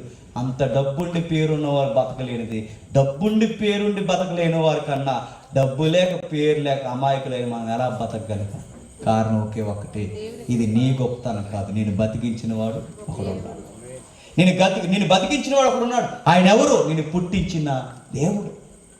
ఆయన బతికించాడు కనుకే ఈరోజు నీ భార్య కాలం ఉంది. ఆయన బతికించాడు కనుకే నీ పిల్లల కళ ముందు ఉన్నారు. ఆయన పట్టించుకున్నాడు కనుకే ఎందరో ఎగిరిపోయినా ఈరోజు కరోనా తాగిడి కాల తట్టుకుని నిలబడ్డాం. ఆయన కృప మనకుంది, ఆయన దయ మనకుంది, ఆయన ప్రేమ మనకుంది కనుకే ఇంకా సజీవ లెక్కల్లో మనం చెప్పండి అలా ఉన్నాం. ఇంకా గమ్మత్తైన సంగతి ఏంటి చెప్పినా, చాలామంది అలా రోడ్లు మిగలుతారు, వాళ్ళు ఇంటికి వస్తారు. ఆ మధ్యకాలంలో ఎవరో యాక్టర్ పడిపోయాడు, ఆయన హీరో అయినా ఆయన పడిపోయిన తర్వాత హీరో కూడా కోమలోకి వెళ్ళిపోతాడంటే తెర మీద వెళ్ళడు, బయట వెళ్ళిపోతాడు. హీరో గారు కోమ, ఆయన కోట్ల రూపాయలు ఉన్నాయి, వాళ్ళ నాన్న పెద్ద పెద్ద ఆస్తులు సంపాదించిన వారు, మెగా ఫ్యామిలీ. చివరికి వాళ్ళకు కూడా కోమలోకి వెళ్ళిపోయే స్టేజ్ ఉంటుందంటే వాళ్ళ మనుషులే వెళ్ళిపోతారు. యాక్టర్లు వెళ్ళిపోతున్నారు. కోట శ్రీనివాసరావు కోట్ల రూపాయలు సంపాదించాడు. ఎవరి కోసం సంపాదించాడు? కొడుకు కోసం. ఒకరోజు కొడుకు భయంకరమైన యాక్సిడెంట్లో చచ్చిపోయాడు. వాళ్ళకి డ్రైవింగ్ రాక చనిపోలేదు, వారికి సరైన వెహికల్స్ లేక చనిపోలేదు. ఈరోజు ఎంతో మంది ఎమ్మెల్యే కొడుకులు భయంకరంగా యాక్సిడెంట్ అయి చచ్చిపోతున్నారు. నేను అడుగుతున్నాను, మీ కొడుకులు రోజు బయటికి బండి వేసుకెళ్ళి వస్తున్నారు, చచ్చిపోయారా? ఇట్లా అన్నాను, బాధపడతాను. మీ కొడుకులు రోజు బయటికి వెళ్ళి వస్తున్నారు, నేను అడుగుతున్నాను, వాళ్ళకన్నా ఘనమైన వాహనాలు మనవి కాదు, వాళ్ళకన్నా ఖరీదైన వస్తువులు మనవి కాదు, వాళ్ళకన్నా బాగా డ్రైవింగ్ వచ్చే మనకి రాదు. ఈరోజు రోడ్డు మీదకి మన పిల్లలు, మన యజమానులు బయటికి వెళ్ళి వస్తున్నారంటే నేను అడుగుతున్నాను, ఎలా వస్తున్నారు? మన రాకపోకల యందు ఆయన కాపాడుతున్నాడు. మనం అడగకపోయినా ఆయన మనల్ని పట్టించుకుంటున్నాడు. మన పిల్లల్ని కాపాడుతున్నాడు, మనల్ని కాపాడుతున్నాడు. ప్రతి విషయంలో మనల్ని పట్టించుకుంటున్నాడు. ఇంకా ఎంతగా పట్టించుకుంటున్నా ప్రభు అంటే కిందికి చెప్తున్నాడు చూడండి. యెరూషలేమా, యెహోవాను కొనియాడుము, సీయోను, నీ దేవుని కొనియాడుము, ఆయన నీ గుమ్మముల గడియలు బలపరిచి ఉన్నాడు. 14 వచనం చూద్దాం. నీ సరిహద్దులలో సమాధానం కలుగు చేయవాడు ఆయనే, మంచి గోధుమలతో నిన్ను తృప్తిపరచువాడు ఆయనే. నీ సరిహద్దుల్లో సమాధానం కలుగు చేయవాడు ఆయనే, ఆయనే, మంచి గోధుమలతో నిన్ను తృప్తిపరచువాడు ఆయనే. ఒక మాట చెప్తున్నాడు చూడండి, సరిహద్దుల్లో సమాధానం అడుగుతున్నాడు. సరిహద్దులు అంటే ఏంటి చెప్పండి? పాకిస్తాన్ వరకు వద్దు, చెప్పండి. మన స్థలానికి వేరే మన పక్కదే, నీ పక్కిల్లు, ఎదురింటిల్లు, పొరుగింటిల్లు, ఇవి మన సరిహద్దు. అడుగుతున్నాను, మన చుట్టూ ఉన్న వాళ్ళు మనతో సమాధానంగా ఉంటున్నారంటే నువ్వు మంచోడు అని కాదు, గుర్తెట్టుకో. నువ్వు గరిగమ్మని తెలుసు అందరికీ, నువ్వు మంచోడు అని మంచిదానం అని కాదు. చుట్టూ ఉన్నవారు అలా కలిసిమెలిసి మనతో ఇబ్బందికరంగా ఉన్న ఎలా వెళ్ళిపోతున్నారు? వాళ్ళకి ఆ మనసు ఇచ్చి మనకి పొత్తు కుదిరించింది ఎవరట? దేవుడు. మన సరిహద్దులలో సమాధానం. ఈరోజు ఎదురింటోళ్ళ మధ్య నేను ఉండగలుగుతున్నానంటే, ఈ వీధిలో నేను 20 ఏళ్ళ నుంచి నేను బతకగలుగుతున్నానంటే నీ తెలివితేటల వల్ల కాదు, గుర్తుపెట్టుకో. అందరికీ ఒక సమాధానం ఇచ్చి అలా బతికేందా అన్నాడు. అందుకు బతుకుతున్నాం. మనం అనుకుంటాం మంచి బిల్డింగ్ కట్టేసాం బతికేసాం అనుకుంటాం, మనం అనుకుంటాం పెద్ద లోగిలి మంద అనుకుంటాం, మనం అనుకుంటాం మాకు కూడా ఇల్లు ఉంది అనుకుంటాం. నో, నీ చుట్టూ ఉన్నవారు నీతో కలిసి లేకపోతే నువ్వు బతకగలవా? మీరు చాలా గొడవలు మీరు చూడండి, ఆ ఊరిని ఆ వీధిని వదిలి వెళ్ళిపోతారు. రమేష్ ఎందుకు వెళ్ళిపోతున్నారు? ఆ వీధిలో పడలేకపోతున్నారు, ఆ ఊర్లో ఉండలేకపోతున్నారు. ఆ ఆ మాటలకి, ఆ సూటుపోటు సూపులకి వారు ఉండలేక, సమాధానం దొరక్క ఎందరో సొంత ఇల్లులు, సొంత ఊర్లు అమ్మేసుకుని వదిలేసి వెళ్ళిపోతున్నారు. కానీ ఈరోజు మనం అలా ఉన్నావా? మన చుట్టుపక్కల వారితో కలిసి ఉన్నాం. కారణం ఎవరు చెప్పినా, నువ్వు గొప్పడు అని కాదు, చెప్పండి, నీ చుట్టూ అలాంటి సమాధానం ఇచ్చింది దేవుడు. నీ చుట్టూ సమాధానం ఇచ్చింది, నీకు రేషన్ ఇచ్చింది, ఈరోజు నీకు భోజనం పెట్టింది, చివరికి నీకు అన్నీ చేస్తున్నది ఆయనేనా. ఇన్ని చేస్తున్నాడు దేవుడు అంటే బైబిల్ చెప్తుంది. అవును, నీ కొరకు ఆయన ఇన్ని చేస్తున్నాడు. ఇంకా చెప్తున్న మాట చూడండి, నీ సరిహద్దుల్లో సమాధానం కలగచేవాడు ఆయనే, మంచి గోధుమలతో నిన్ను తృప్తిపరచువాడు ఆయన. మంచి గోధుమలతో. నిజంగా మీరు చూడండి, ఇది ఇశ్రాయేలీయులు రాసుకున్న కీర్తన కనుక గోధుమలు అన్నారు. అదే మన ఆంధ్రలో ఉన్న రాసుకుంటే ఏమంటాం చెప్పనా? మంచి నెంబర్ 1 రైస్తో చెప్పండి, తృప్తిపరచువాడు ఆయనే అని రాసుకోవాలి. నిజంగా మంచి ఆహారంతో తృప్తిపరచువాడు ఆయన అంటే ఆయనే.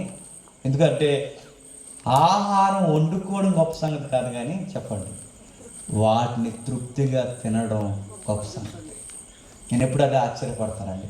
చాలామందికి డబ్బు ఉంటుంది, చాలామందికి కొనుక్కునే స్థాయి ఉంటుంది, కానీ చాలామందికి తినడానికి చెప్పండి ఆరోగ్యం ఉంటుంది. మీరు గమనించండి, చాలామంది తిందామని అనుకుంటారు.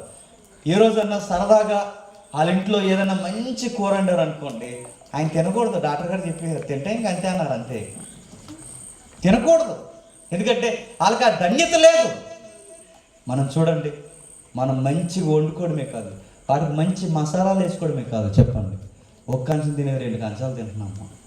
ఎలా తినగలుగుతున్నాం? దేవుడు ఆ తృప్తినిచ్చాడు. ఇంకా మంచి మాట చెప్పినా, మనం అప్పుడప్పుడు మాంసం కూడా దగ్గరికి వెళ్ళి చెప్పండి, మాంసం తెచ్చుకొని సీరియస్గా వండేసుకుని సీరియస్గా తినేసి భలే ఉందంటాం. అబ్బా భలే ఉందన్న మాట నీ నోటంట రావాలంటే గుర్తుపెట్టుకో, ఆ ఫీల్ కూడా ఎవరు వాళ్ళట? దేవుడు. మనం అనుకుంటాం మాంసం బాగా కొట్టాడు అనుకుంటాం, ఆడు మాంసం బాగా కొడితే ఆ ఫీల్ రాదు. మీరు అనుకుంటారు బెలవండేవే కూరని, మీ ఆవిడని అనుకుంటావు, ఆవిడన్నా రాదు. అసలు నువ్వు గుర్తుపెట్టుకో, నువ్వు సరిగ్గా వండిన కూరను నువ్వు తిని నువ్వు అమ్మయ్యా అని అనాలంటే నీకు తినే చెప్పండి ఆ యోగ్యత, ఆరోగ్యం ఉండాలి. మీ ఆవిడ మంచి కూర వండిన తర్వాత మంచి గరం మసాలా వేసి మంచిగా ఆ డిష్ రెడీ చేసి నీ ముందెట్టిన వెంటనే నీకు వెంటనే వామిటింగ్ ఫీలింగ్ వచ్చేసింది అనుకో, మీ ఆవిడ ఏమంటుంది చెప్పండి? ఎప్పుడు ఇదే ఏడుపు అంటది అంత. మంచి భోజనం వండి మంచి కూర వండితే తినడానికి ఏడితే ఏంటి అంటారు మనకు. చాలా మందికి మంచిగా కూరలు వండి మంచి ఐటమ్స్ అన్ని రెడీ చేసిన తర్వాత ఇలా ముద్దెట్టుకునేసరికి ఆవు అన్నాడు అనుకోండి, ఇంకా ధన్యత లేదు. అని ఈరోజు మనం చూడండి, ఒక్క కూర కాదు 20 కూరలు ఎట్టండి అన్నీ గెలిగేసి అన్నిటికీ న్యాయం చేస్తాం. ఎలా తినగలుగుతున్నావు? దేవుడు ఆ ధన్యత ఇచ్చాడు. చాలామంది ఈరోజు తినడానికి బాధపడే వాళ్ళు ఉన్నారు. ఈరోజు చాలామంది తిని ఆరోగ్యంగా జీవించే వాళ్ళు ఉన్నారు. ఈరోజు నువ్వు నేను వండుకున్న దాన్ని, కళ్ళ ముందున్న దాన్ని మనం చక్కగా బరాయించి తినగలిగి తృప్తి పొందుతున్నామంటే అది మీ ఆవిడ గొప్పతనం కాదు, మాంసం కొట్టుడు గొప్పతనం కాదు, మరి ఎవడ గొప్పతనం అంటే చెప్పండి? దేవుని గొప్పతనం. చాలామంది తినమని అమ్మో ఈ కూర అంటారు, ఎందుకంటే భయం దానికి. పర్లేదండి కొంచెం కూర వేసుకున్నట్టే, పర్లేదు కాదు పాడిగడేస్తారు నాకు అంటే మీరు తినమని చెప్పండి, తినలేరు. ఎందుకంటే అలాగే ధన్యత లేదు. మరి మనకే మన అలాంటి చెప్పిన అన్ని కూరలు ఒక్క కూరలో కలిపేస్తాం మనం. నేను పోలీస్ ట్రైనింగ్కి వెళ్ళే ముందు జాబ్ ట్రైనింగ్ అవుతుంటే వంతులు రోజుకు ఒకటి వండాలన్నమాట కూర. నాకు వండడం రాదు, నాకు వచ్చింది ఏమైందని గుడ్ ఫ్రై ఒకటి వచ్చి నాకు ఇంకేం రాదు. నా వంతు నన్ను వండమన్నారు. నాకు టెక్నిక్ వచ్చింది, మరి ఎలా వచ్చింది లేదా దేవుడు దేవుడు వచ్చింది. ఆ రోజు ఏం చేశారంటే ఇలా కూర ఎక్కువ వండాలి, గుడ్ ఫ్రై ఎక్కువ వండలేము, సరిపోదు, అందులో బ్యాచిలర్ లైఫ్. ఆ టైంలో నేను చేసే పని అని చెప్పిన మధ్యాహ్నం కూర మిగిలిపోతుంది సార్.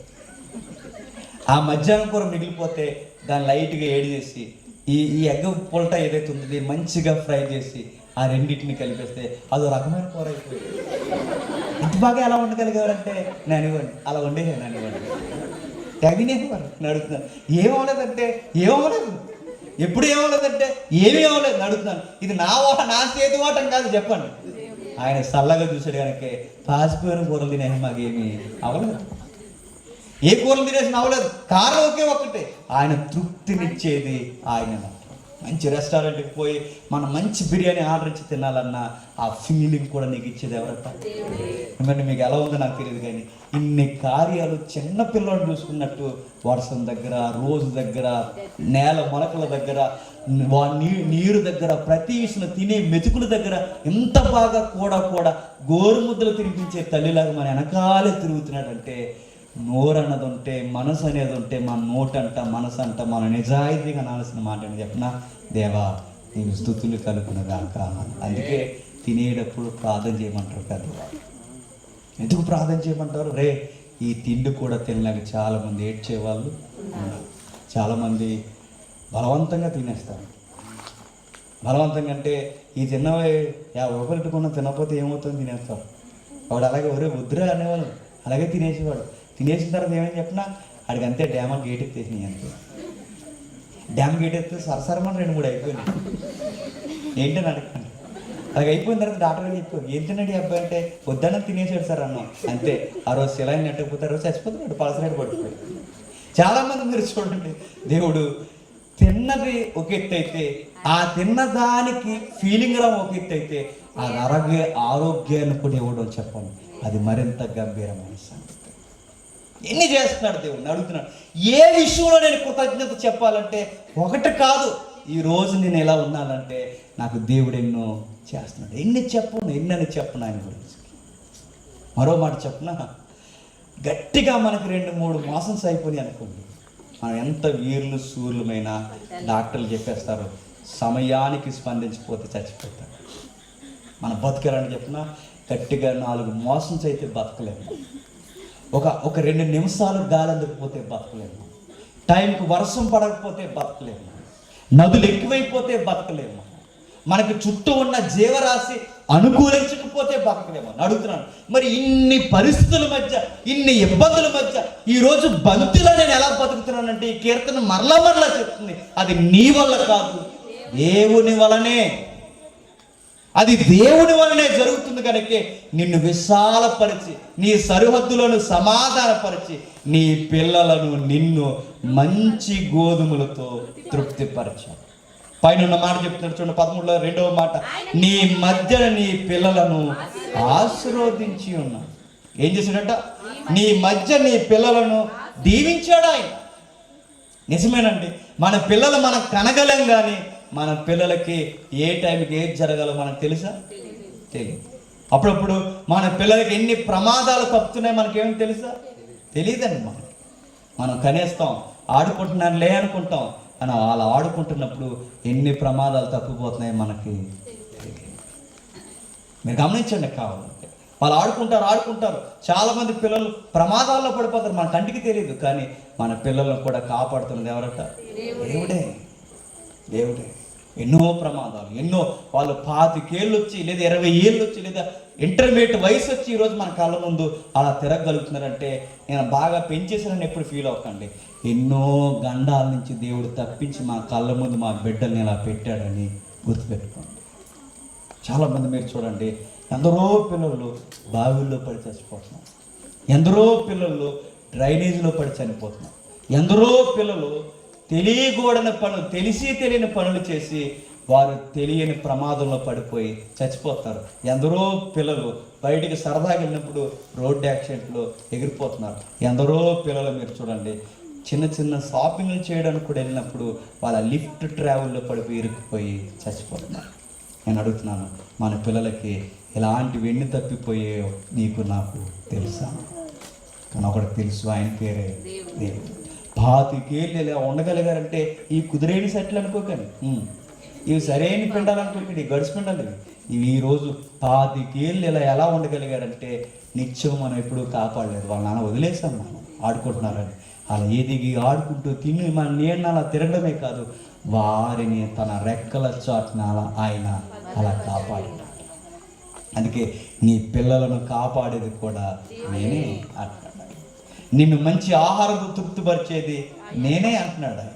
ప్రతి విషయంలో కలగ చేసుకుంటున్నా ఆయన. ఇన్ని చేస్తున్నా కాదు ప్రభువా, ఇంకా నువ్వు మాకు ఇన్ని చేసి ఇన్ని ఘనమైన కార్యాలు చేస్తున్నావు, ఏంది ప్రభువా అని అడిగితే దేవుడు అంటున్నాడు, మీ పట్ల నేను ఒకటి కోరుకుంటున్నాను. ఈరోజు ఈ తల్లి గారికి, ఈ కుటుంబానికి సరిగ్గా సరిపోయే మాట ఈ కీర్తనలో 3వ మాట చూడండి. గుండె చెదిరిన వారిని ఆయన బాగు చేయువాడు, వారి గాయములు కట్టువాడు, నక్షత్రముల సంఖ్యను ఆయన నియమించి ఉన్నాడు. ఆయన చెప్తున్న మాట చూడండి, గుండె చెదిరిన వారు ఎవరట? గుండె చెదిరిన వారిని. గతించిన సంవత్సరంలో వీరు గుండె చెదిరిపోయింది. వీరు తల్లి గారిని మరలా చూడలేమనుకున్నారు, ఇక అయిపోయింది అనుకున్నారు. కానీ బైబిల్ దేవుడు చెబుతున్న మాట, ఆయన కృప కొరకు కనిపెట్టుకుంటే అది ఎంత పెద్ద ప్రమాదమైనా చెప్పండి, ఆయన బలపరచు దేవుడు, ఆయన బాగు చేయి దేవుడు. అది ఎంత ప్రమాదమైన వైద్యులకి చేతగాదేమో కానీ పరమ వైద్యుడికి చెప్పండి సమస్తము సాధ్యమే. ఆయన ఘనమైన కార్యాలు, గుండె చెదురు వారిని కూడా బాగు చేయవాడు ఆయనే. ప్రతి విషయంలో ఆయన కేర్ తీసుకుంటున్నాడు. మనం తినే ఫుడ్లో, మనం పీల్చుకునే గాల్లో, చివరికి మన వ్యక్తిగతమైన ఆరోగ్య సమస్యల్లో కూడా చెప్పండి ఆయన పట్టించుకుంటున్నాడు. ఎన్ని బతుకుల్లో నేను చెప్తున్నాను, మనం చెప్పుకోవట్లేదు కానీ మన జీవితాల్లో ఎన్ని బాధలు, ఇబ్బందులు, కన్నీళ్ళు లేవు చెప్పండి? ఉన్నాయి, లేవు? ఎన్నో బాధలు, ఇబ్బందులు, ఎన్నో చెప్పుకోలేని ఉన్నాయి. ఈరోజు మనం సంతోషంగా మనసారా నవ్వుకోగలుగుతున్నామంటే ఆ గుండె బాధను తప్పించి ఈరోజు మనల్ని ఇక్కడ ఇలా పెట్టాడంటే ఎవరో కాదండి, మీ చుట్టూ ఉన్నవారు ఎవ్వరూ మీకు చేయలేదు. మీ దేవుడే ఈరోజు మీ నవ్వు, మీ మనసులో ఒక నవ్వును పుట్టించాడు. గుండె చెదిరిన వారిని బాగు చేయవాడు ఆయనే, వారి గాయములు కట్టువాడు. ఇన్ని చేస్తున్న ప్రభువా, మా మానసికమైన బాధలు తొలగిస్తున్నావు, మా ఆరోగ్యాన్ని కాపాడుతున్నావు, మా ఆహారాన్ని కాపాడుతున్నావు, మాకు నక్షత్రాలను కాపాడుతున్నావు, మా సృష్టిని జరిగిస్తున్నావు, చివరికి వర్షాన్ని కురిపిస్తున్నావు, జంతుజాలాలను మా కొరకు చుట్టూ బతికిస్తున్నావు. ఇన్ని చేస్తున్నావే దేనికి ప్రభువా అని అడిగితే ఆయన అడిగింది ఒకే ఒక్కటట, 19వ వచనం. ఆయన తన వాక్యమును యాకోబునకు తెలియచేసెను, తన కట్టడలను తన న్యాయ విధులను ఇశ్రాయేలుకి తెలియచేసెను. ఏ జనమునకు ఆయన ఇలాగు చేసి ఉండలేదు. ఆయన న్యాయ విధులు వారికి తెలియకయే ఉన్నవి. ఏం చెప్తున్నాడు?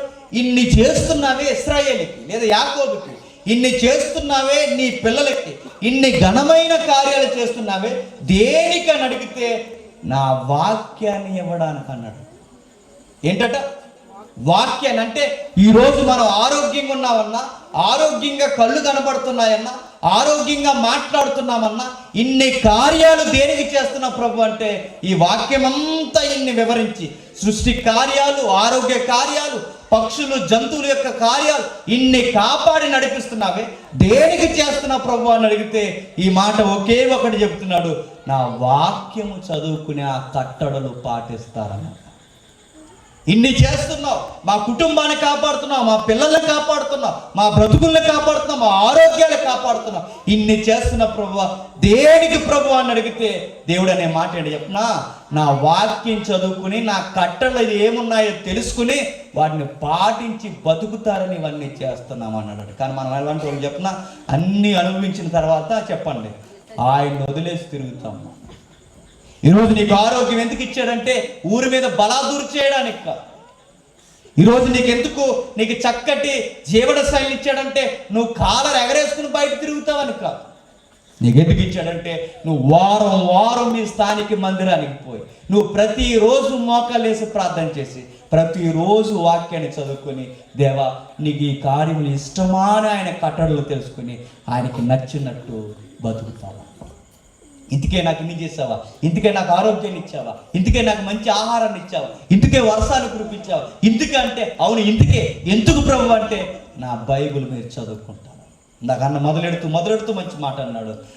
ఎక్కడో ఎవడో తీసిన సినిమా, ఎన్నో సినిమా మనం చెప్పగలుగుతున్నాం కానీ ఇన్ని పుస్తకాల్లో ఏ పుస్తకం ఎక్కడుందో చెప్పలేక. ఇవన్నీ ఎందుకు చేశాడు ప్రభు అంటే ఒకే ఒక్కటే, ఆయన వాక్యంలో ఎక్కడేం చెప్పాడో మనం తెలుసుకుంటామని ఈరోజు మనల్ని అలా కాపాడి పెట్టాడట. మన దరిద్రం ఏంటి చెప్పినా మనకు అన్నీ తెలుసు, వాక్యం తప్ప. మనకెంత గర్వమో ఎంత కండకావరమో తెలుసా, చివరికి మన చర్చికి పోవడానికి కూడా మనకంటూ ఒక సొంత బైబిల్ కూడా మనం క్యారీ చేయాలి. అంత పొగరమో మన ఎంత గర్వాంధ్రమో తెలుసా, మనకంటూ ఒక సొంత బైబిల్ పట్టుకుని రోజు నా దేవుడు ఇందులో ఏం మాట్లాడాలని చదవాలని కూడా మనం. కానీ తేరగా సృష్టిని అనిపిస్తాం, తేరగా ఆహారాన్ని తింటాం, తేరగా గాలి పీలుస్తాం, ప్రతిదీ ఉచితంగా అనుభవించిన మనం ఆయన మన దగ్గర నుంచి కోరుతున్నది ఒకే ఒక్కటి, నా వాక్యం చదువుకో, ఆ వాక్యంలో కట్టడలు ఏమున్నాయని నేర్చుకో, రక్షణలో వాక్యంలో ఎదుగు, నా చిత్తాన్ని నెరవేర్చు. ఇంతకు మించి నేను కోరుకునేది ఏమీ లేదు. ఈ కుటుంబానికి, ఈ తల్లిగారికి ఈ ఆరోగ్యాన్ని, ఈ సంతోషాన్ని దేవుడు ఎందుకు ఇచ్చాడంటే ఈ రోజు నుంచి వాళ్ళు నచ్చిన వంటలు వండుకుని తింటారని కాదు. ఈ కుటుంబానికి ఇన్ని ఘనమైన కార్యాలు చేసి ఈరోజు చనిపోయే ప్రమాదకరమైన అనారోగ్య సమస్య నుంచి కూడా తల్లిని లేవనెత్తాడంటే కారణం ఒకే ఒకటి, ఇక నుంచి ఆమె మరింత రక్షణలో ఎదగాలని, మరింత వాక్యములో ఎదగాలని. ఆయన మన నుంచి కోరుకునేది ఏమీ లేదు. ఇదిగో నా మాటలన్నీ రాయించాను, అవేంటో చదువుకొని నాకు నచ్చినట్టు బతకాలి. అందుకే ఇన్ని చెప్పుకొచ్చి కిందకంటున్న మాట చూడండి, ఏ జనముకు ఇలా చేయలేదు. ఈ మాట ఈ ఫ్యామిలీకి అప్లై చేస్తే ఏ జనానికి ఇలా చేయలేదు. నిజమే, మీరు చూడండి, ఎందరో క్యాన్సర్ వచ్చిన అనేక మంది సినిమా యాక్టర్లు ఈరోజు చచ్చిపోయారు. ఎందరో పెద్ద పెద్ద రాజకీయ వ్యక్తులు క్యాన్సర్ వచ్చిందనగానే చచ్చిపోయారు. అక్కినే నాగేశ్వరరావు ఎలా చచ్చిపోయాడు? బెంగ పెట్టుకునే క్యాన్సర్ అనగానే చచ్చిపోయాడు. ఎందరో చనిపోయారు. అడుగుతున్నాను, అక్కినే నాగేశ్వరరావు కన్నా, ఎమ్మెల్యేలు ఎంపీల కన్నా, స్టార్డమ్ల కన్నా వాళ్ళు జయించలేని ఈరోజు ఈ క్యాన్సర్ని ఈ తల్లి జయించిందంటే వాళ్ళకన్నా గొప్పదని కాదు, ఆమె నమ్ముకున్న దేవుడు గొప్పవాడు. ఆమె నమ్ముకున్న దేవుడు గొప్పవాడని. వాళ్ళకి జరగని కార్యం ఈమెకి ఎలా జరిగింది? ఈరోజు వైద్యం అంటుందట, ఆయన చెప్తుంటే విన్నాను. వైద్యమే మరలా టెస్టులన్నీ నార్మల్ రిపోర్ట్స్ వచ్చాయి. ఎలా వచ్చాయి? క్యాన్సర్ ఉండే గుణం ఏంటి చెప్తున్నా, అది రోజు రోజుకి కణ విభజన పెరిగిపోతుంటుంది. అది ఒక కన్ను నుంచి ఒక కన్ను పెరిగిపోయి వ్యాధి తీవ్రత పెరిగిపోతుంది. ఒక్కొక్క అవయవాన్ని అది తినేస్తుంటుంది. అది క్యాన్సర్కి ఉండే లక్షణం అది. అందుకే క్యాన్సర్కి పీత సింబల్ వేస్తారు. పీత గుర్తు తెలుసుగా. పీత గుర్తు ఎందుకు వేస్తారు అనుకున్నారు? ఆ పేద ఎందుకు వేస్తుందంటే అది ఎలా పడతా వెళ్ళిపోతుంది, ఎలా వెళ్ళిపోద్ది. లోపల క్యాన్సర్ వచ్చింది అనుకోండి, అది ఏ అవయవాన్ని ఎలా పడుతుంది ఎవరికి తెలియదు. ఈరోజు అలాంటిది లేకుండా పోయిందంటే నేను అడుగుతున్నాను, ఏ వైద్యులు గొప్పతనం? ఎవరు చేశారు? మీరు ఎమ్మెల్యేలా కాదు, మీరు ఎంపీలా కాదు, మీరు స్టార్డమ్ ఉన్న స్టార్ ఫ్యామిలీయా కాదు, మీరు ఎవరో కాదు, మీరు ఎవరు సామాన్యులు. ఈ కుటుంబంలో అంత గొప్ప ఎంత ఎలా జరగగలిగింది? దేవుడు. ఆ దేవుడు ఘనమైన కార్యం చేశాడు. ఇలాంటి కార్యం చేసినప్పుడు ఆయన కోరుతున్నది ఒకే ఒక్కటే, నన్ను విడవద్దు, ఎడబాయొద్దు, నా వాక్యాన్ని వదలొద్దు. మీరు ప్రతిరోజు వాక్యాన్ని చదువుకోవాలి, ప్రతిరోజు మీరు ప్రార్థన చేసుకోవాలి, ప్రతిరోజు ఆయన చిత్తాన్ని తెలుసుకోవాలి. దేవా, నువ్విచ్చిన బతుకు నీ కొరకు సాక్షిగా ఉంటామని ప్రతిరోజు ఆయనకి చెప్పండి. థ్యాంక్స్ చెప్పాలి, కృతజ్ఞతలు చెప్పాలి. ఇంకా ఏదైతే ప్రారంభపు మాటతో కీర్తన ప్రారంభించాడో అదే మాటతో ముగించేస్తాడు. చూడండి, ఏ జనముకు ఆయన ఇలాగ చేసి ఉండలేదు. యెహోవాను స్తుతించుడి. చూసారు, ప్రారంభపు వచ్చిన ఏమని రాశాడు? యెహోవాను స్తుతించుడు అన్నాడు. చివరి వచ్చిన ఏమి రాశాడు? యెహోవాను స్తుతించుడు. ఎందుకు స్తుతించాలో మధ్యలో చెప్పాడు. చివరికి వెళ్ళేసరికి ఇది నీకు అర్థమైతే నోరిప్పి యెహోవాను స్తుతించడని చెప్పాడు. ఎన్ని చెప్పాడు? ఇదిగో సృష్టి ఎలా నడుస్తుందో చెప్పాడు, అందులో నీ బ్రతుకు ఎలా నడుస్తుందో చెప్పాడు, ఈ రెండింటి మధ్య ఆయన కృపను ఎలా పొందుకుంటున్నావు చెప్పాడు. ఇది నీకు అర్థమైతే నోరిప్పి నీ బతుకంతా చెప్పమన్నాడు. దేవా, నీకు స్తుతి కలుగునుగా కాంచావు. అందుకు ఇది కృతజ్ఞత కూడిక. కృతజ్ఞత కూడిక అనగానే మిక్చర్ ఇచ్చి, టీ ఇచ్చి, ఉప్మా పెట్టి పంపించాడు కాదు. కృతజ్ఞత కూడిక అనగానే మనకు గుర్తు రావాల్సింది, మాకు చేసిన దేవుడు మీకు కూడా మేలులు చేశాడని అందరం కలిసి జ్ఞాపకం చేసుకోవడానికే ఈ కూడిక. మీకు చేయలేదా? మీకు చేయకపోతే కుర్చీలో ఉంటారా? మీకు చేశారు కనుక సజీవ లెక్కల్లో ఉన్నాడు. మిమ్మల్ని రక్షించలేదా? మీ ఆరోగ్యాలు కాపాడలేదా? నేను అడుగుతున్నాను, ఎలా అంటున్నాను, బాధపడకండి. ఆ తల్లి ఆరోగ్యానికి వచ్చిన సమస్య మీ ఆరోగ్యానికి వచ్చిందా? రాలేదంటే ఆమె కన్నా ముందే మీకు మేలు చేశాడు. ఇంకేం చేయాలి? మీకు ఆమెకి మేలు చేశాడు, మీకు మేలు చేశాడు. వాళ్ళకు వచ్చిన బాధ మీ కుటుంబానికి రాలేదు, వాళ్ళకు వచ్చిన ఆ గుండె కోత మీకు రాలేదు. నేను అడుగుతున్నాను, వాళ్ళకి రానిది, వాళ్ళకి వచ్చినది మీకు రాలేదు. మీకున్న ఇబ్బందులు వాళ్ళకి లేవు, ఎవరికి ఉండే బాధలు ఎవరికి మరొకరికి లేవు. ఇవన్నీ సమాధానంగా మనం బతుకుతున్నామంటే కారణం ఒకే ఒక్కటి, మనందరినీ దేవుడు కాపాడుతున్నాడు. మన రాకపోకలేదా కాపాడుతున్నాడు, మన ఆరోగ్యంలో కాపాడుతున్నాడు. ఇన్ని చేసిన దేవునికి నేను ఏమిచ్చి రుణం తీర్చగలను? ఏమిచ్చి రుణం తీర్చలేను కనుక ఒకే ఒక్కటి, బైబిల్ చదువుకుంటాను, ఆయన చిత్తం ఏదో నేర్చుకుంటాను, ఆయన కొరకు ఎలా బతకాలో నేర్చుకుంటాను, ఆయన కొరకు సాక్షిగా జీవిస్తాను. అది పనులైనా ఉద్యోగాలైనా ఎక్కడైనా ఆయనకి ఎప్పుడైనా స్తుతి యాగముగా బతుకుతాను. ఇది దేవునికి కృతజ్ఞత తెలియచేయడం అంటే. కృతజ్ఞత తెలియజేయడం అంటే కృతజ్ఞత కుడికెట్టేసి రేపు నుంచి మనం ఇష్టం వచ్చినట్టు యాసలు వేస్తామని కాదు. చాలా మంది చేసే పని అదే, కృతజ్ఞత కుడికి పెట్టేసి తర్వాత రోజు ఇలా మళ్ళీ మొదలెడేస్తాను. అప్పుడు దేవుడు కూడా మొదలెడేస్తాడు, మళ్ళీ నేను మనసు ఎక్కించేస్తాడు. చాలా మంది చేస్తుంది అదే. ఆరోగ్యం లేనంత కాలం ఆరోగ్యం ఇవ్వు ప్రభు అని అడుగుతారు. ఆరోగ్యం వచ్చినట్టు మళ్ళీ రోడ్లను తిరగడం మొదలెడతారు. దేవుడు ఏం చేస్తాడు? ఇటుగా ఆరోగ్యం ఇచ్చినందుకు రోడ్లను తిరుగుతున్నాడు, మళ్ళీ మనసు ఎక్కించేస్తాడు. చాలా మందికి సమస్య వచ్చినప్పుడు సమస్యల ప్రభు అనగానే సమస్యలు తీరిపోయి సంతోషం వచ్చేసరికి పోయి సోదు గొడవలన్నీ ఆడుతూ కూర్చుంటారు. వీడికి ఆరోగ్యం ఎక్కువ గొడవలు ఆడుతున్నారు కనుక దేవుడు ఏం చేస్తాడు? మళ్ళీ మనసు ఎక్కించేస్తాడు.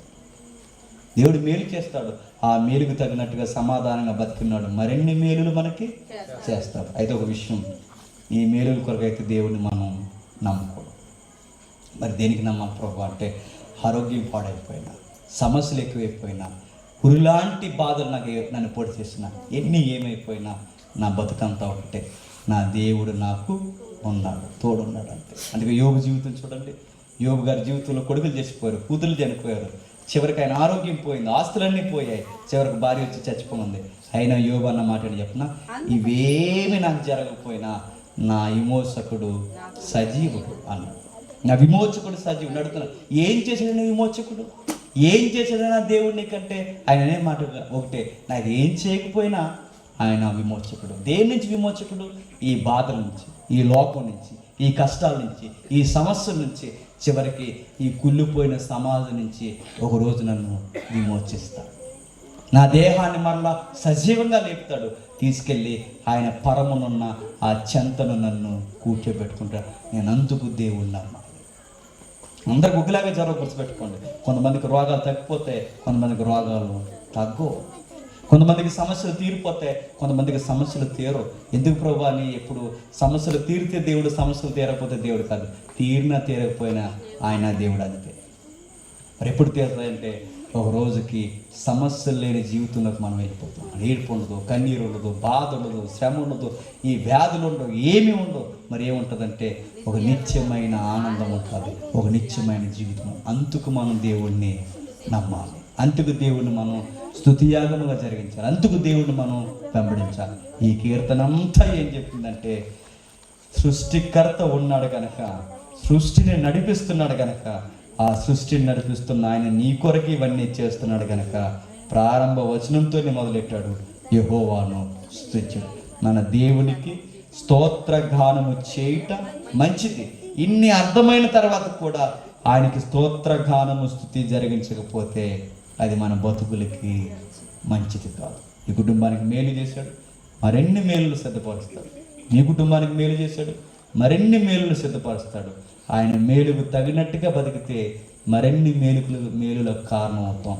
ఆయన మేలులు పొందిన తర్వాత విరుద్ధంగా బతికితే మరెన్ని శిక్షలకు కారకులు మనం అవుతాం. ఈ కృతజ్ఞత కూడిక ఇది కృతజ్ఞతే కాదు, కృతజ్ఞత లేని వారు కూడా ఇది హెచ్చరిక కూడిక కూడా. కాబట్టి జాగ్రత్త.